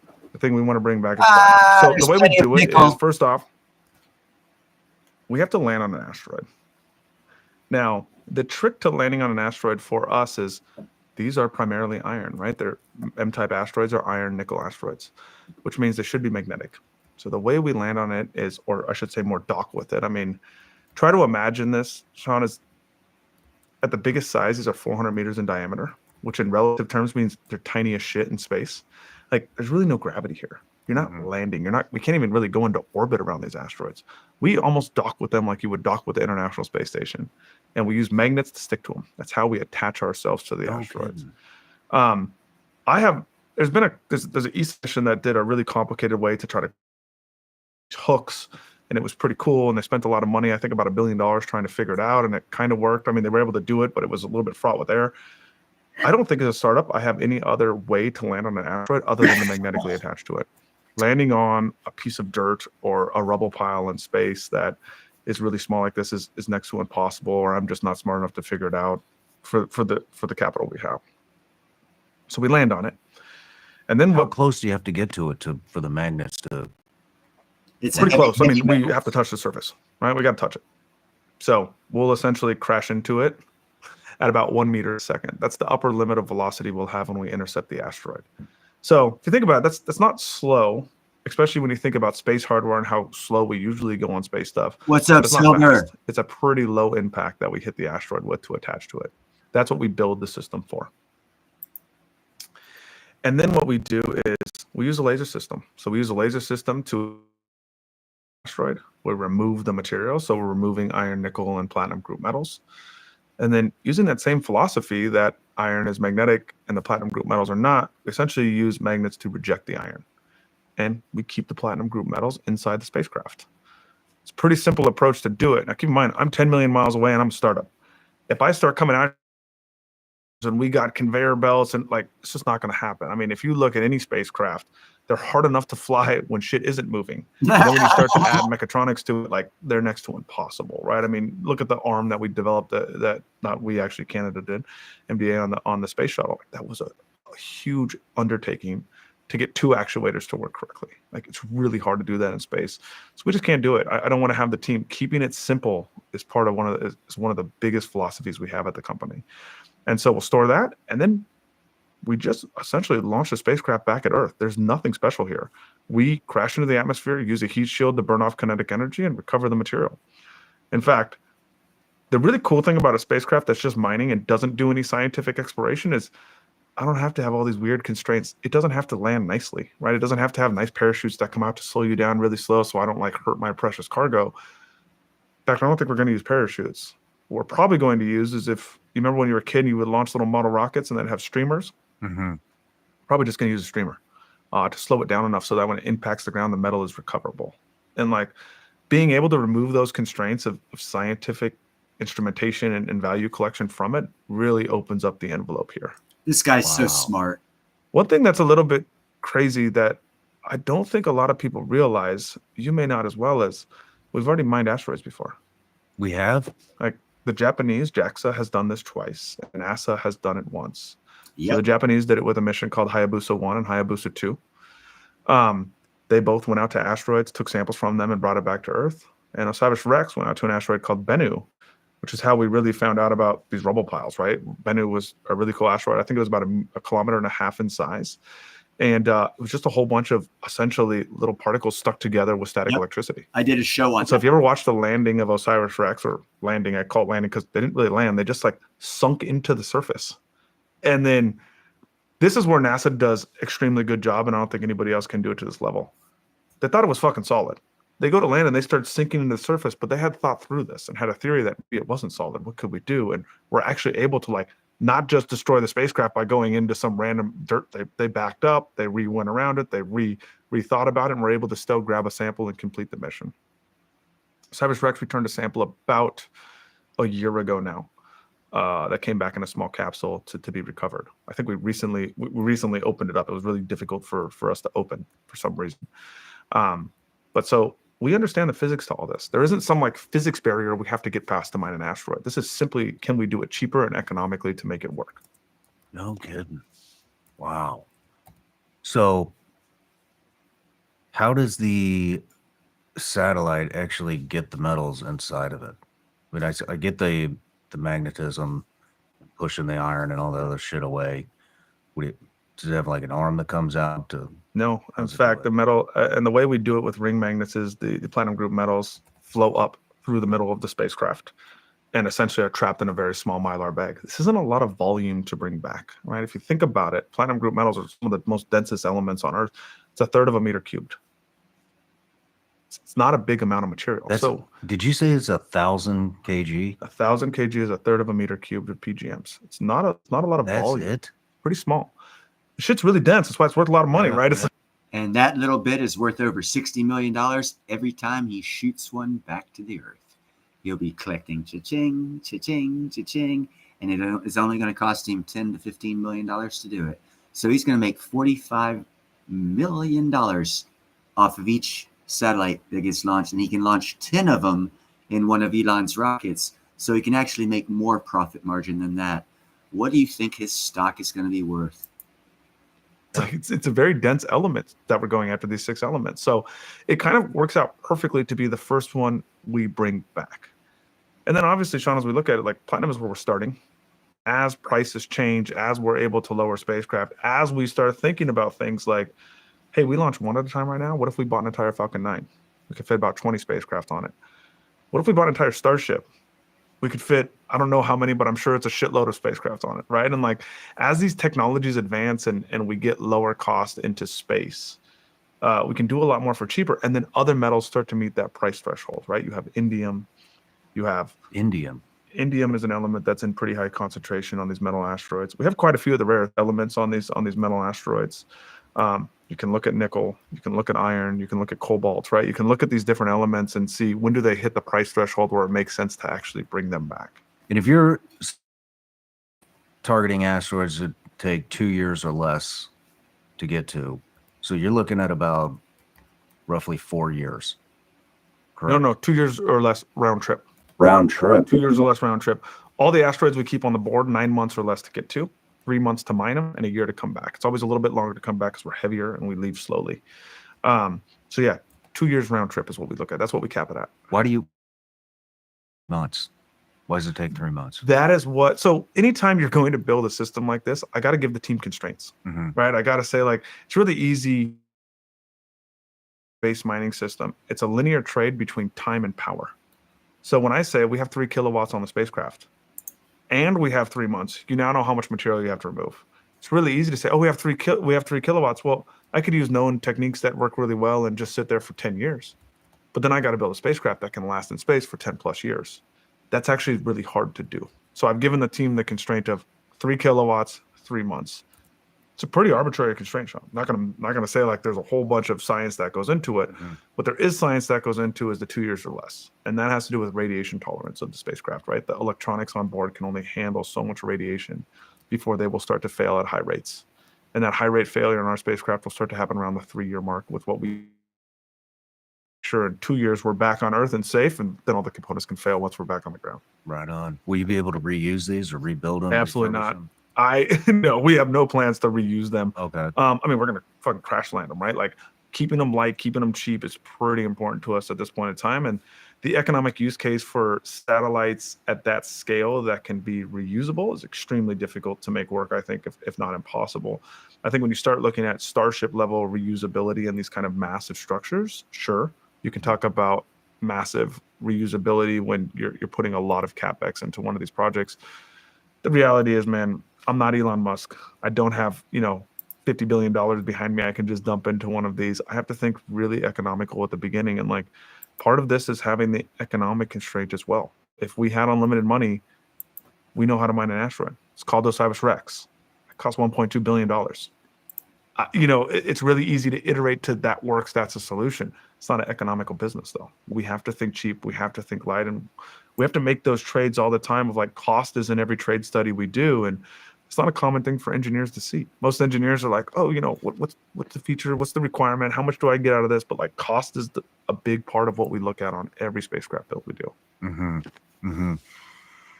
Who all is interested in what you're doing? I think I'll put it in three categories. Who's going to benefit? I mean, who you sell the metal to, that kind of stuff. Yeah. So the metal, we're going after a commodity. So the nice part is it's like, we have about $8 billion in offtake agreements right now. And they're kind of comical because it says like, if you bring me $8 billion in platinum, I will buy it from you. Like it's really easy to sell this into the commodity market that will then be used. So. Oh my God, I would love to have contracts like that. If you bring it to me, I'll buy it up to $8 billion worth. Sweet. Tesla, Boeing, NVIDIA, like every company that now has access to a U.S. source base of platinum group metals. Should make one thing really clear. We don't have a lot of platinum group metals in the United States. As we expand, platinum group metals, if we continuously use it at the way we use it in the United States, we'll run out of it by 2035.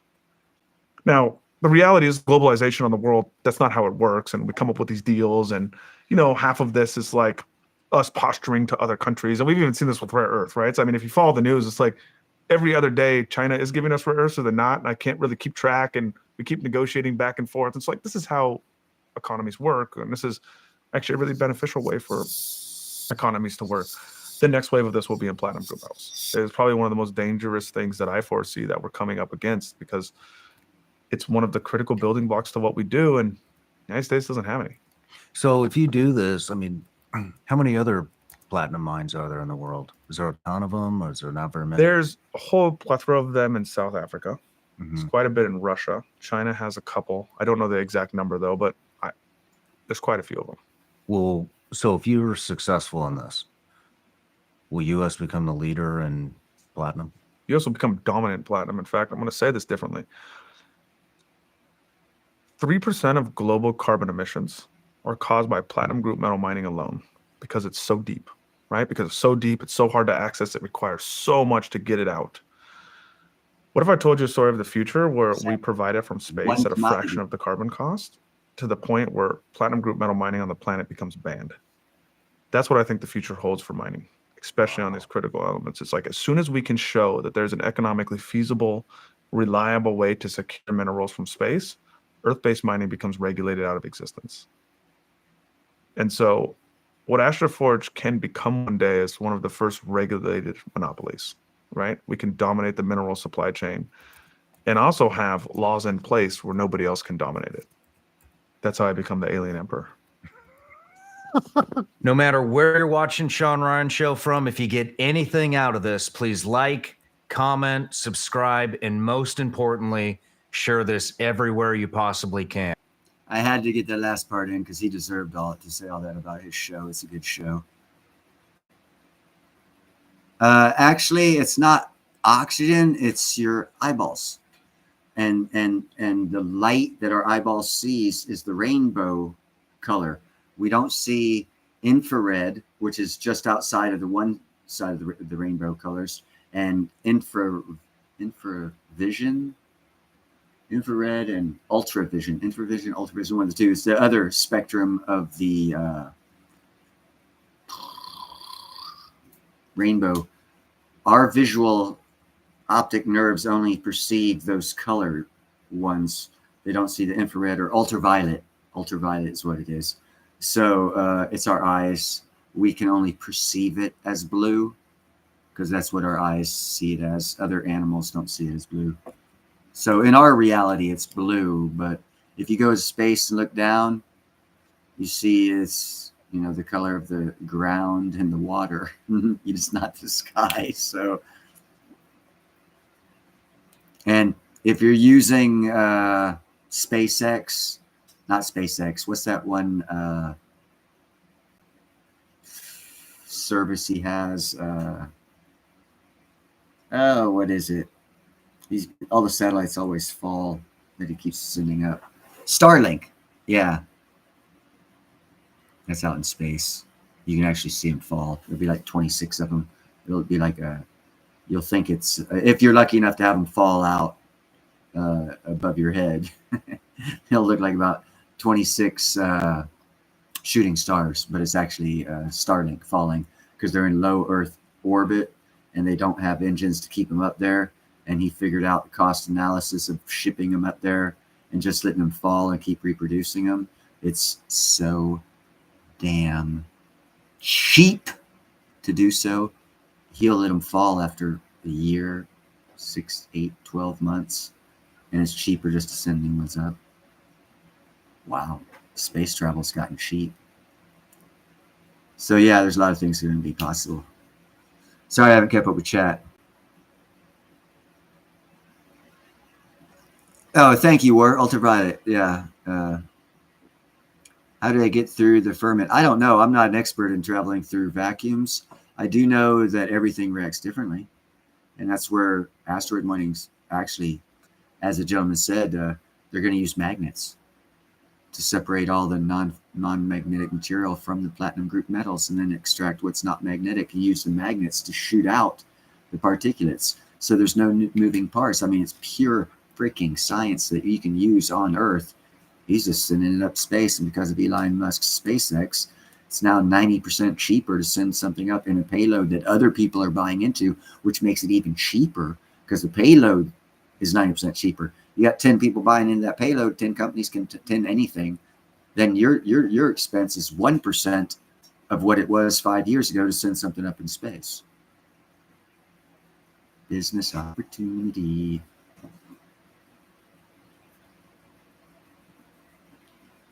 That's quite possible, but you got to think, Shelby, is it a plot to see still 70 million a day from us, or is it going to grow the economy because we need those platinum group metals to create new technological advancements that are coming out now that we will need a lot of?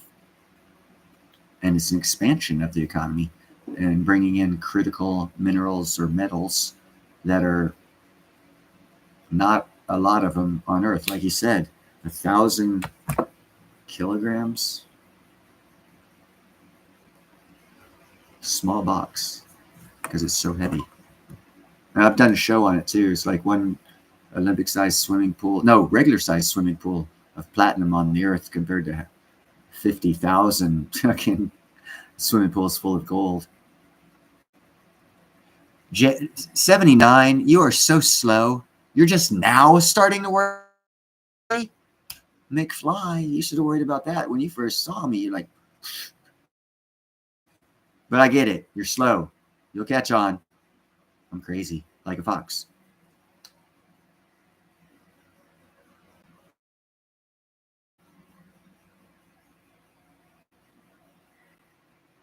You know, deplorable. I like the movie Heavy Metal. It was a cartoon movie. I don't know if you guys remember seeing it. It was pretty damn good. It does play heavy metal music in it, but it tells a story. It's kind of sort of sick, but kind of cool because it's heavy metal in it, and you got to be real stoned or on acid or something to watch it. It's kind of like Rocky Horror Picture Show, but it's cartoonish done instead of theatrically done like Rocky Horror Picture Show. War remembers it.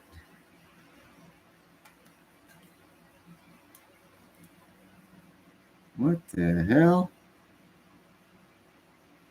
It's lined up, but it's not going in. Never had that problem before. Oh, I'm talking about my little poker. It wasn't all the way in. If I lose my poker, then the resin chamber falls out, and I can't use my pot. Or I'll have to break out the other 3 I have right down here and start using them.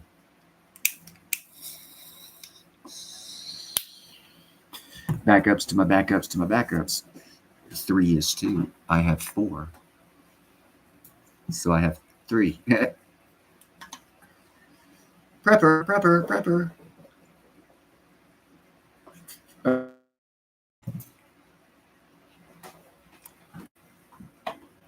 I knew there was a cat down on my feet.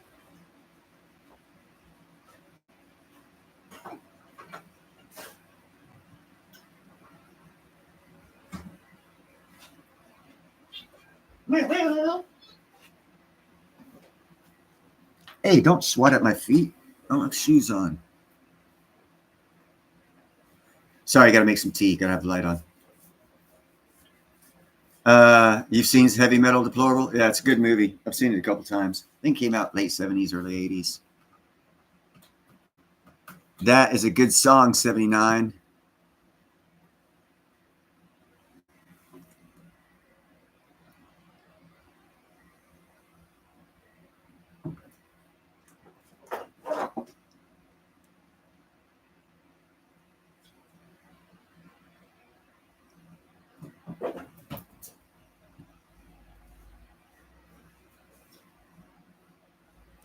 I don't really listen to music or watch movies, Selby. I had to read your statement a couple times to make sure I understood it before I commented.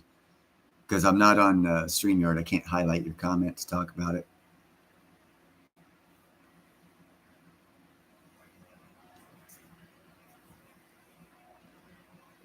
You have a good one, JM. Thanks for stopping by.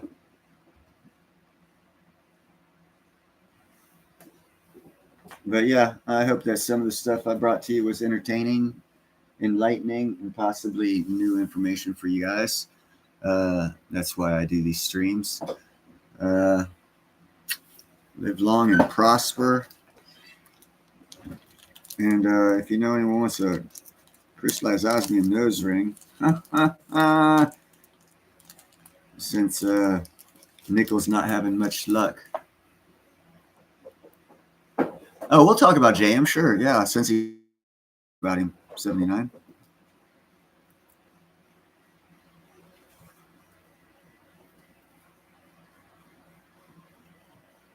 Crystallized osmium nose ring. Yes, my fingers are dirty. I work in the dirt.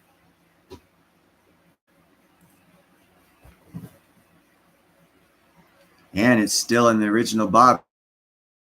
Numbers going to that piece of crystallized osmium registered to that nose ring. So if someone buys that nose ring with crystallized osmium in it and it gets lost or stolen and someone else finds it and tries to validate what it is, it'll say who the owner is. So it can't be stolen. It can be stolen, but can't be resold and authenticated without being caught. Level of security.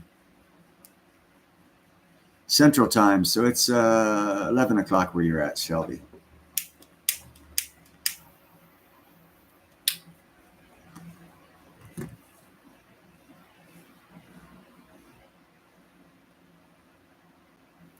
Uh, 79.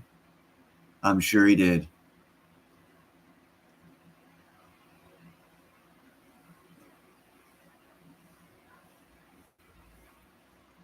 Do I make my own? I do roll my own every occasionally, but I don't make a brand. No, but I do roll my own every occasionally. I have a.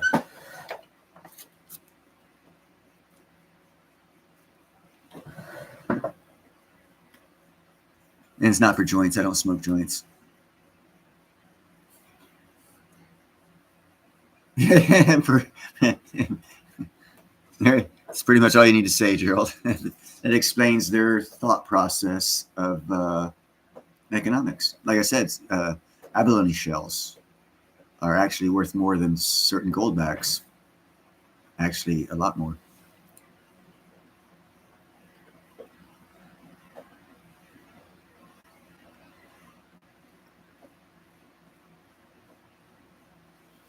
Powermatic. I'm gonna try and quit smoking. That's why I put it out. I take a couple hits, I put it out, and then I light it again. And typically, what people do is they'll put it out, then they'll go light another one, and they'll light another one. And I like smoke the same one 4 times. So I smoke less every day. Because like right now, I'm gonna put this one out.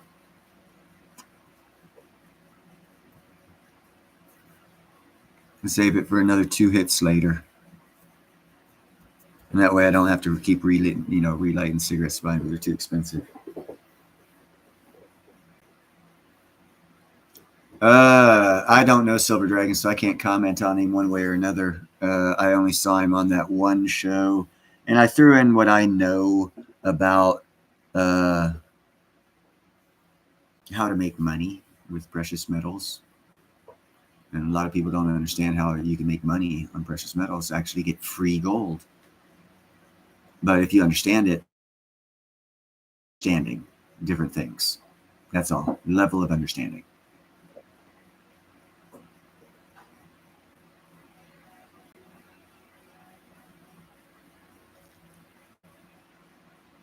Yeah, deplorable. I mean, war. I actually have a cigarette roller.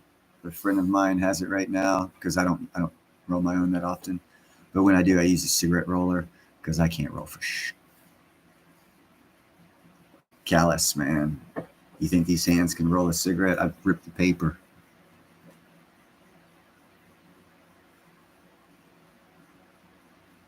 Yeah, Gerald, I'm going to be shortly joining you in the quitting the cigarettes thing. Oh, and I got a confirmation. We have a land and festival events manager waiting to go with 25 years experience running his own stuff. He's looking forward to it. So you can cut that thought process out. We don't have to worry about it. He's taken care of it. He'll take care of it. We just have to get the grounds and set them up.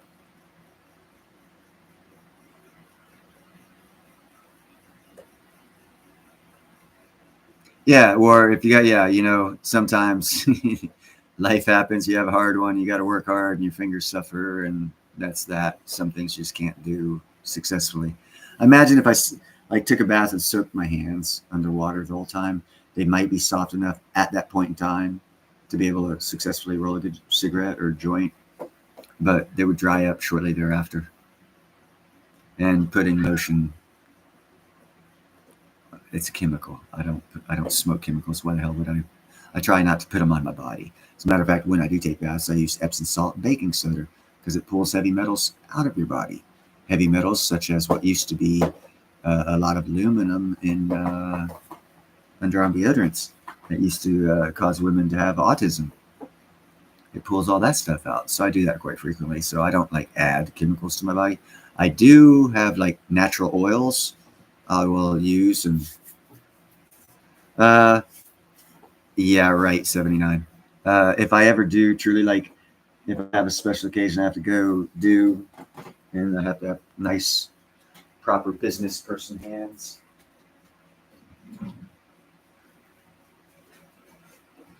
You take Vaseline, put them on your hands. You put the glove on with Vaseline on your hands. You go to sleep. You wake up. Your hands are softer than a baby's ass. Doesn't last all day, but you can make it to a lawyer's meeting or a real big successful business meeting and be able to show your hands, and they'll think you're not a hard laborer kind of guy, and they have a different vision of who you are. So therefore your point might be taken better.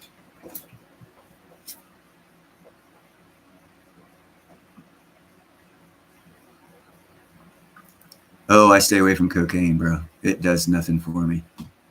Matter of fact, fuck that shit, man. It does chase your tail. Chasing the dog's tail. That's what it's called.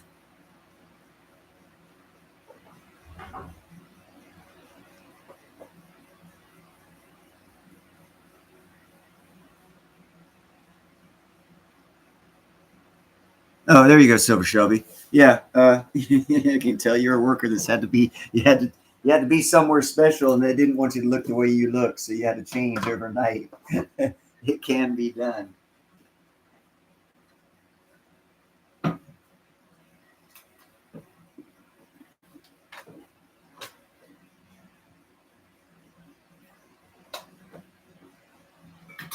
By the way, it's cane sugar I'm using, not processed sugar.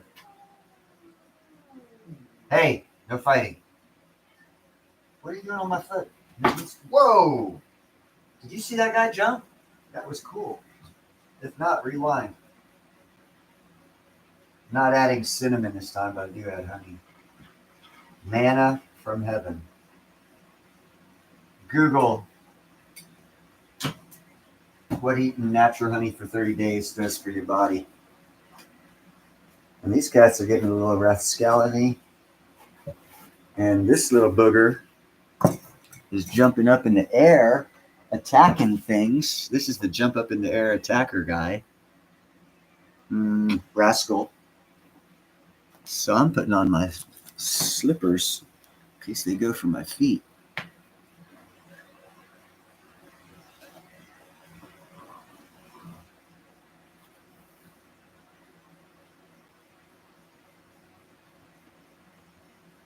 Yeah, that's a good saying, deplorable. That means he actually did something in his life to deserve them, callous. I used to be able to take my knife and go along the palm, my hand like this, and cut off, 1/32, a little bit more of callus, and still have callus.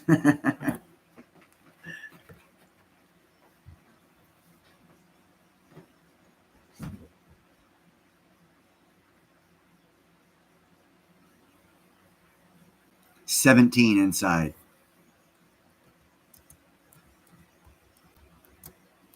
That's why I need a bigger house. Not for me, for the cats.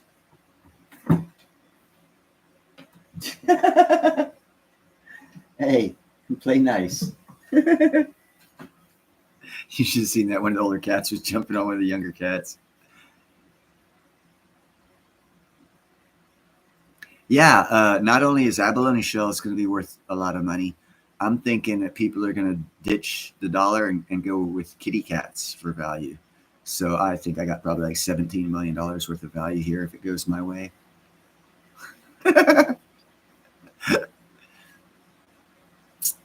No, actually, downtown, they've got a rat infestation. It's like 6 blocks down, 4 blocks over is the library and the city hall. And they have a rat infestation that made the local news.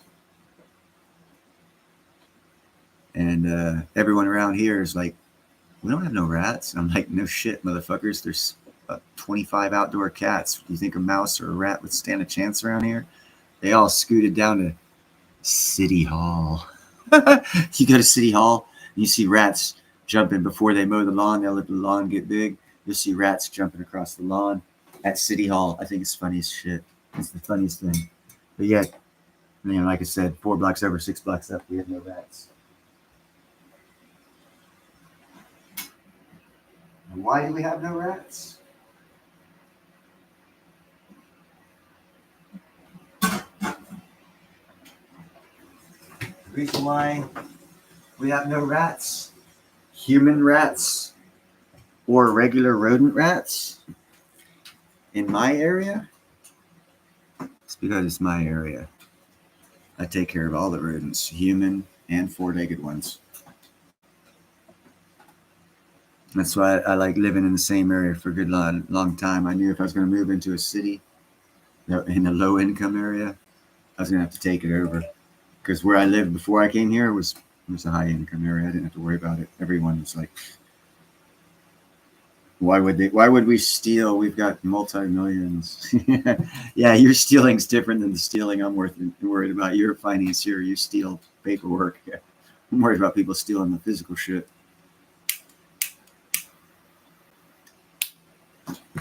See, I'm lighting the same cigarette again. Never trust a man without callus on his hands, and never let a man who wears sunglasses indoors around your wife or kids. Pretty good. Technology is going to change that. I've done 2 reports on AI glasses, and because they're double lens, so you can see inside of, like, have something you can read and see and shit like that. So it's got to be dark lens, so you will be wearing dark glasses inside, and it won't be because you're untrustworthy, as the saying that the deplorable Hulk said. is true under old technology, sunglasses, and the reason for the psychology of why people wear sunglasses inside does lean to the not trustworthy around your wife and kids type person, for sure. But with the new technologies and the glasses, they need to be dark lens glasses. And it won't affect indoor vision of the person wearing them because they're going to be artificially enhanced. So people will be wearing dark glasses. So that's the psychology of that is what I'm saying is going to go out the window with technology. You won't be able to make judgment of a person so quickly. They're by the way they look. You know, you still do it by the way people walk. Like if you see someone walking and they like keep their shoulder down and they don't swing one arm as far forward and back as another person, nerve damage here in the shoulder or elbow or somewhere in this area, broken collarbone at one point in time, not totally functional, hunch their back, shoulders forward, shoulders back. You can tell a lot about a person's personality by the way they walk. And you can also tell a lot about their medical injuries that they've had if you understand what the injuries look like after time. Limps, sideways, shoulders like this instead of, like this. There's lots of little tells you can get if you know about them. 79, I'd put a mirror up and look at you that way because I wouldn't want to turn to stone. You walked right into it. I can't help it. You did it to yourself, girl. You know what you did when you come here.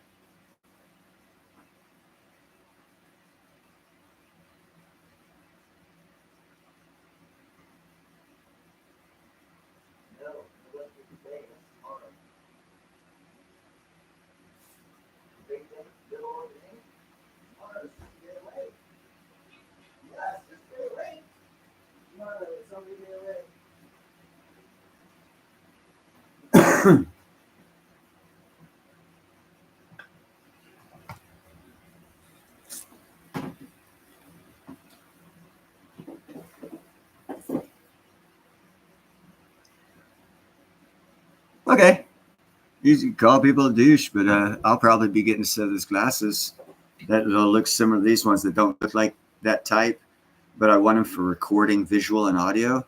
So when I go down and these bullshit fucking BAs and business managers and presidents of the union hall lie to me, I'll be able to catch it on video and audio.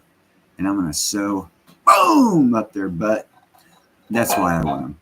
And that's why a lot of people are going to get them. So watch out when you see people with glasses like that. Because everything will be recorded, and it's good in civil and criminal court.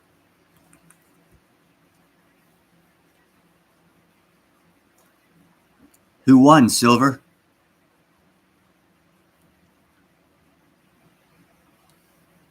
Did AI kick your butt, or did you kick its butt? You know, it took quite some time for a robot to kick a human's butt and chest. So if in round one it did a better job than the robot computers for chess, I'd say that's a good advancement. Could also, it will be concerning. I'm not saying it won't be concerning. There's always evil people going to do evil things with technology. I mean, look at the gun. It doesn't fire itself. It takes an evil person to use it. Yet here we are spending half our lives discussing on TV whether we should be allowing people to own them. It's not the gun, it's the person. Until we figure that out, until you ask the right question to get the right answer, you're always going to have the problem. That's the easy way of stating that one. So if there's money in the problem, you'll never get the answer. And there's money in the problem with guns. So we'll never have the answer. Not the one that'll work. Blame the person, not the gun. There's more money. Same with lawsuits. If you're in a car wreck and it's a 4-car wreck and you're like the third car, you got hit from behind that drove you into the car behind you, legally, you're still liable for a certain part of that because obviously you were too close or whatever. And that's all irrelevant. It doesn't matter. What matters is who has the best insurance. So if you buy real good insurance, you're likely going to get sued if you're one of 4 people in a 4-car pileup. Because how the lawyers work is they go for the deepest pockets. If you have the worst insurance, they ain't going to waste their time suing you. They don't teach you that in business school. But they do teach it to you in law school. Yeah. If you want to get money, you can charge $15,000 for your services, but that person's insurance only covers $15,000. You're not getting paid, so you're not taking the case. Same applies in multiple car wrecks.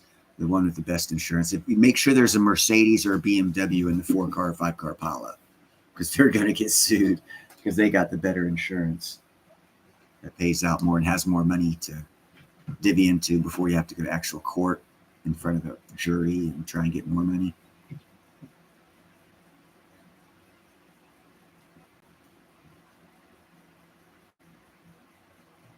Let's see, I need to catch up with chat here.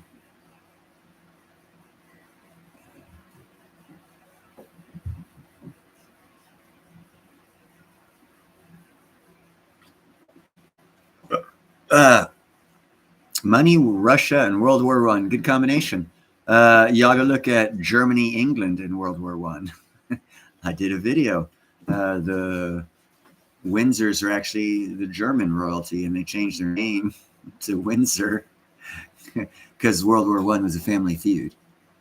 And yeah, the killing, the Rasputin thing that happened before that, the killing of the Tsar's family. There's supposedly one little girl, the youngest girl of the Tsar's family, supposedly lived through that assassination, but there was never concrete evidence of it, of the woman claiming to be the little girl, meaning that she was actually the princess of Russia, according to the Tsar system that they had before communists came around. Communism, Leninism, Stalinism.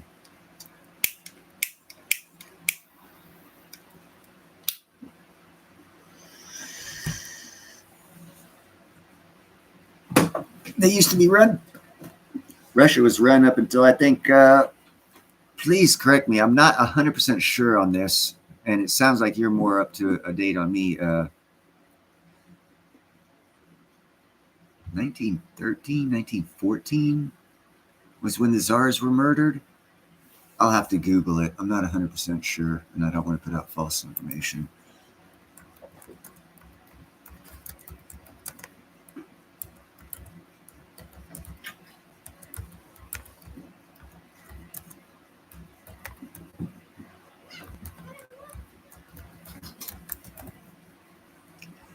I was wrong. It was 1918.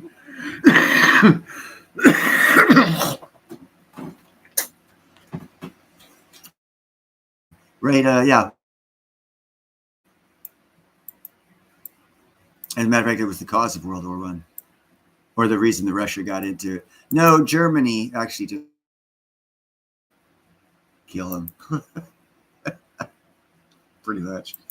There's some good war stories about women fighting in the Russian army. Actually, a woman sniper, and what the Russians used to do. I think it was World War I, but I know they did it in World War II. There'd be one weapon. One person would get the weapon and some ammo, and the other two people would get ammo and help that one person see what they needed to see to shoot. Isn't that a good way to fight a war? And one of their best snipers was a woman.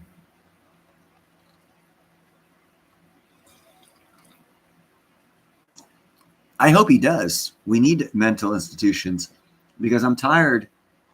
Again, we go back to guns.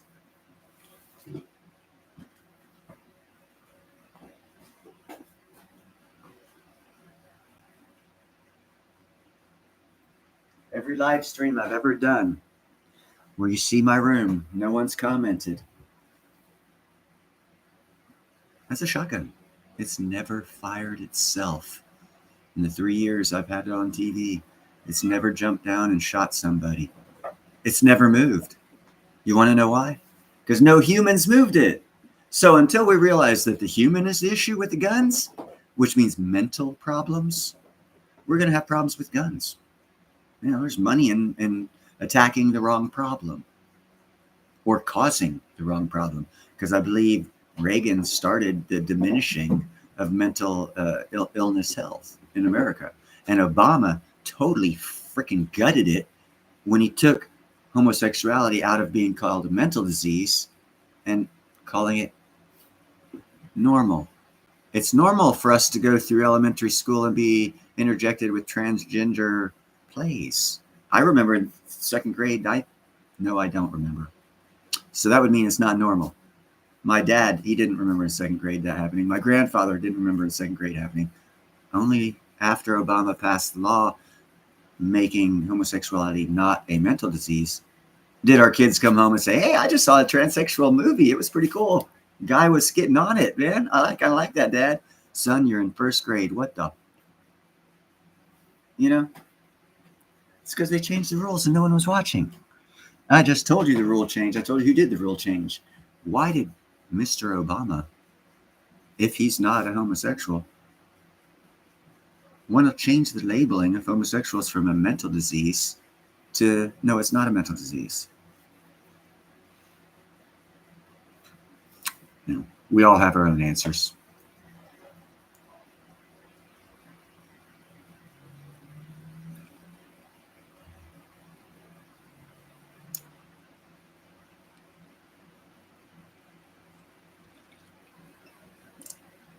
Well, you know, I did want to do a 2-hour program, Sean Ryan with Anna Luna. Actually, 2 hours and 40 minutes. I watched it today. It was pretty damn good. Some interesting shit. I suggest watching the whole 2-hour, 40-minute program with Anna Luna, the representative from Florida, and Sean Ryan. Very, very, very good show. It talks about a lot of things, and I'm glad she's in office.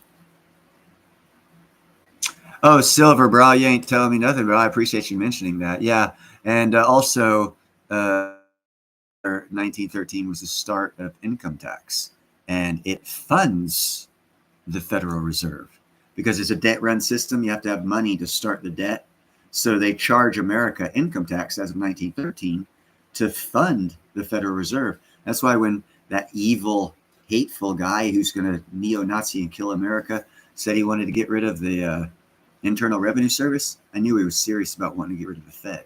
Because you can talk about getting rid of the Fed all day long, but the money's still going to go to the people who control our financial systems if you don't kill the income tax, because that's the money funneler to the Fed. It's a dual problem, income tax and Federal Reserve. Can't kill one without the other. And no presidents wanted to kill both.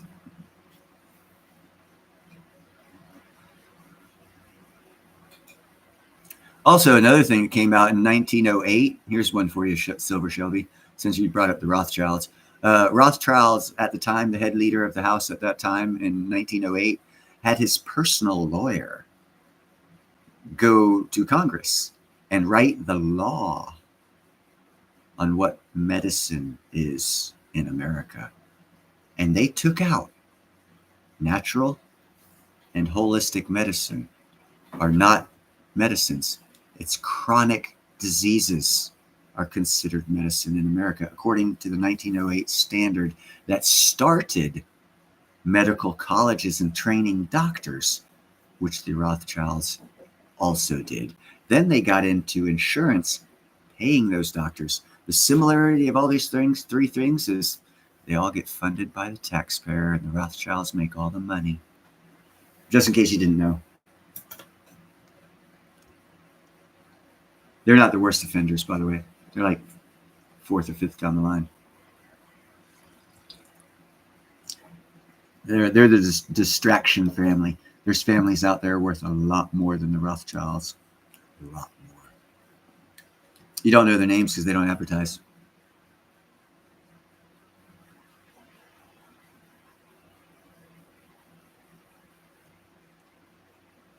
Hold on, deplorable. I'm on fucking YouTube. I'm not gay. So, poke a hole. Where's the pin? Where's the pin? Where do I have a pin to poke a hole in that? Ah. Poke a hole in that theory. It was half a toothpick. I don't want to use weapons as promo type demonstration, whatever sides, whatever they're called in Hollywood movies. extras. Yeah, I don't want to use real weapons as extras, so I had to find a toothpick.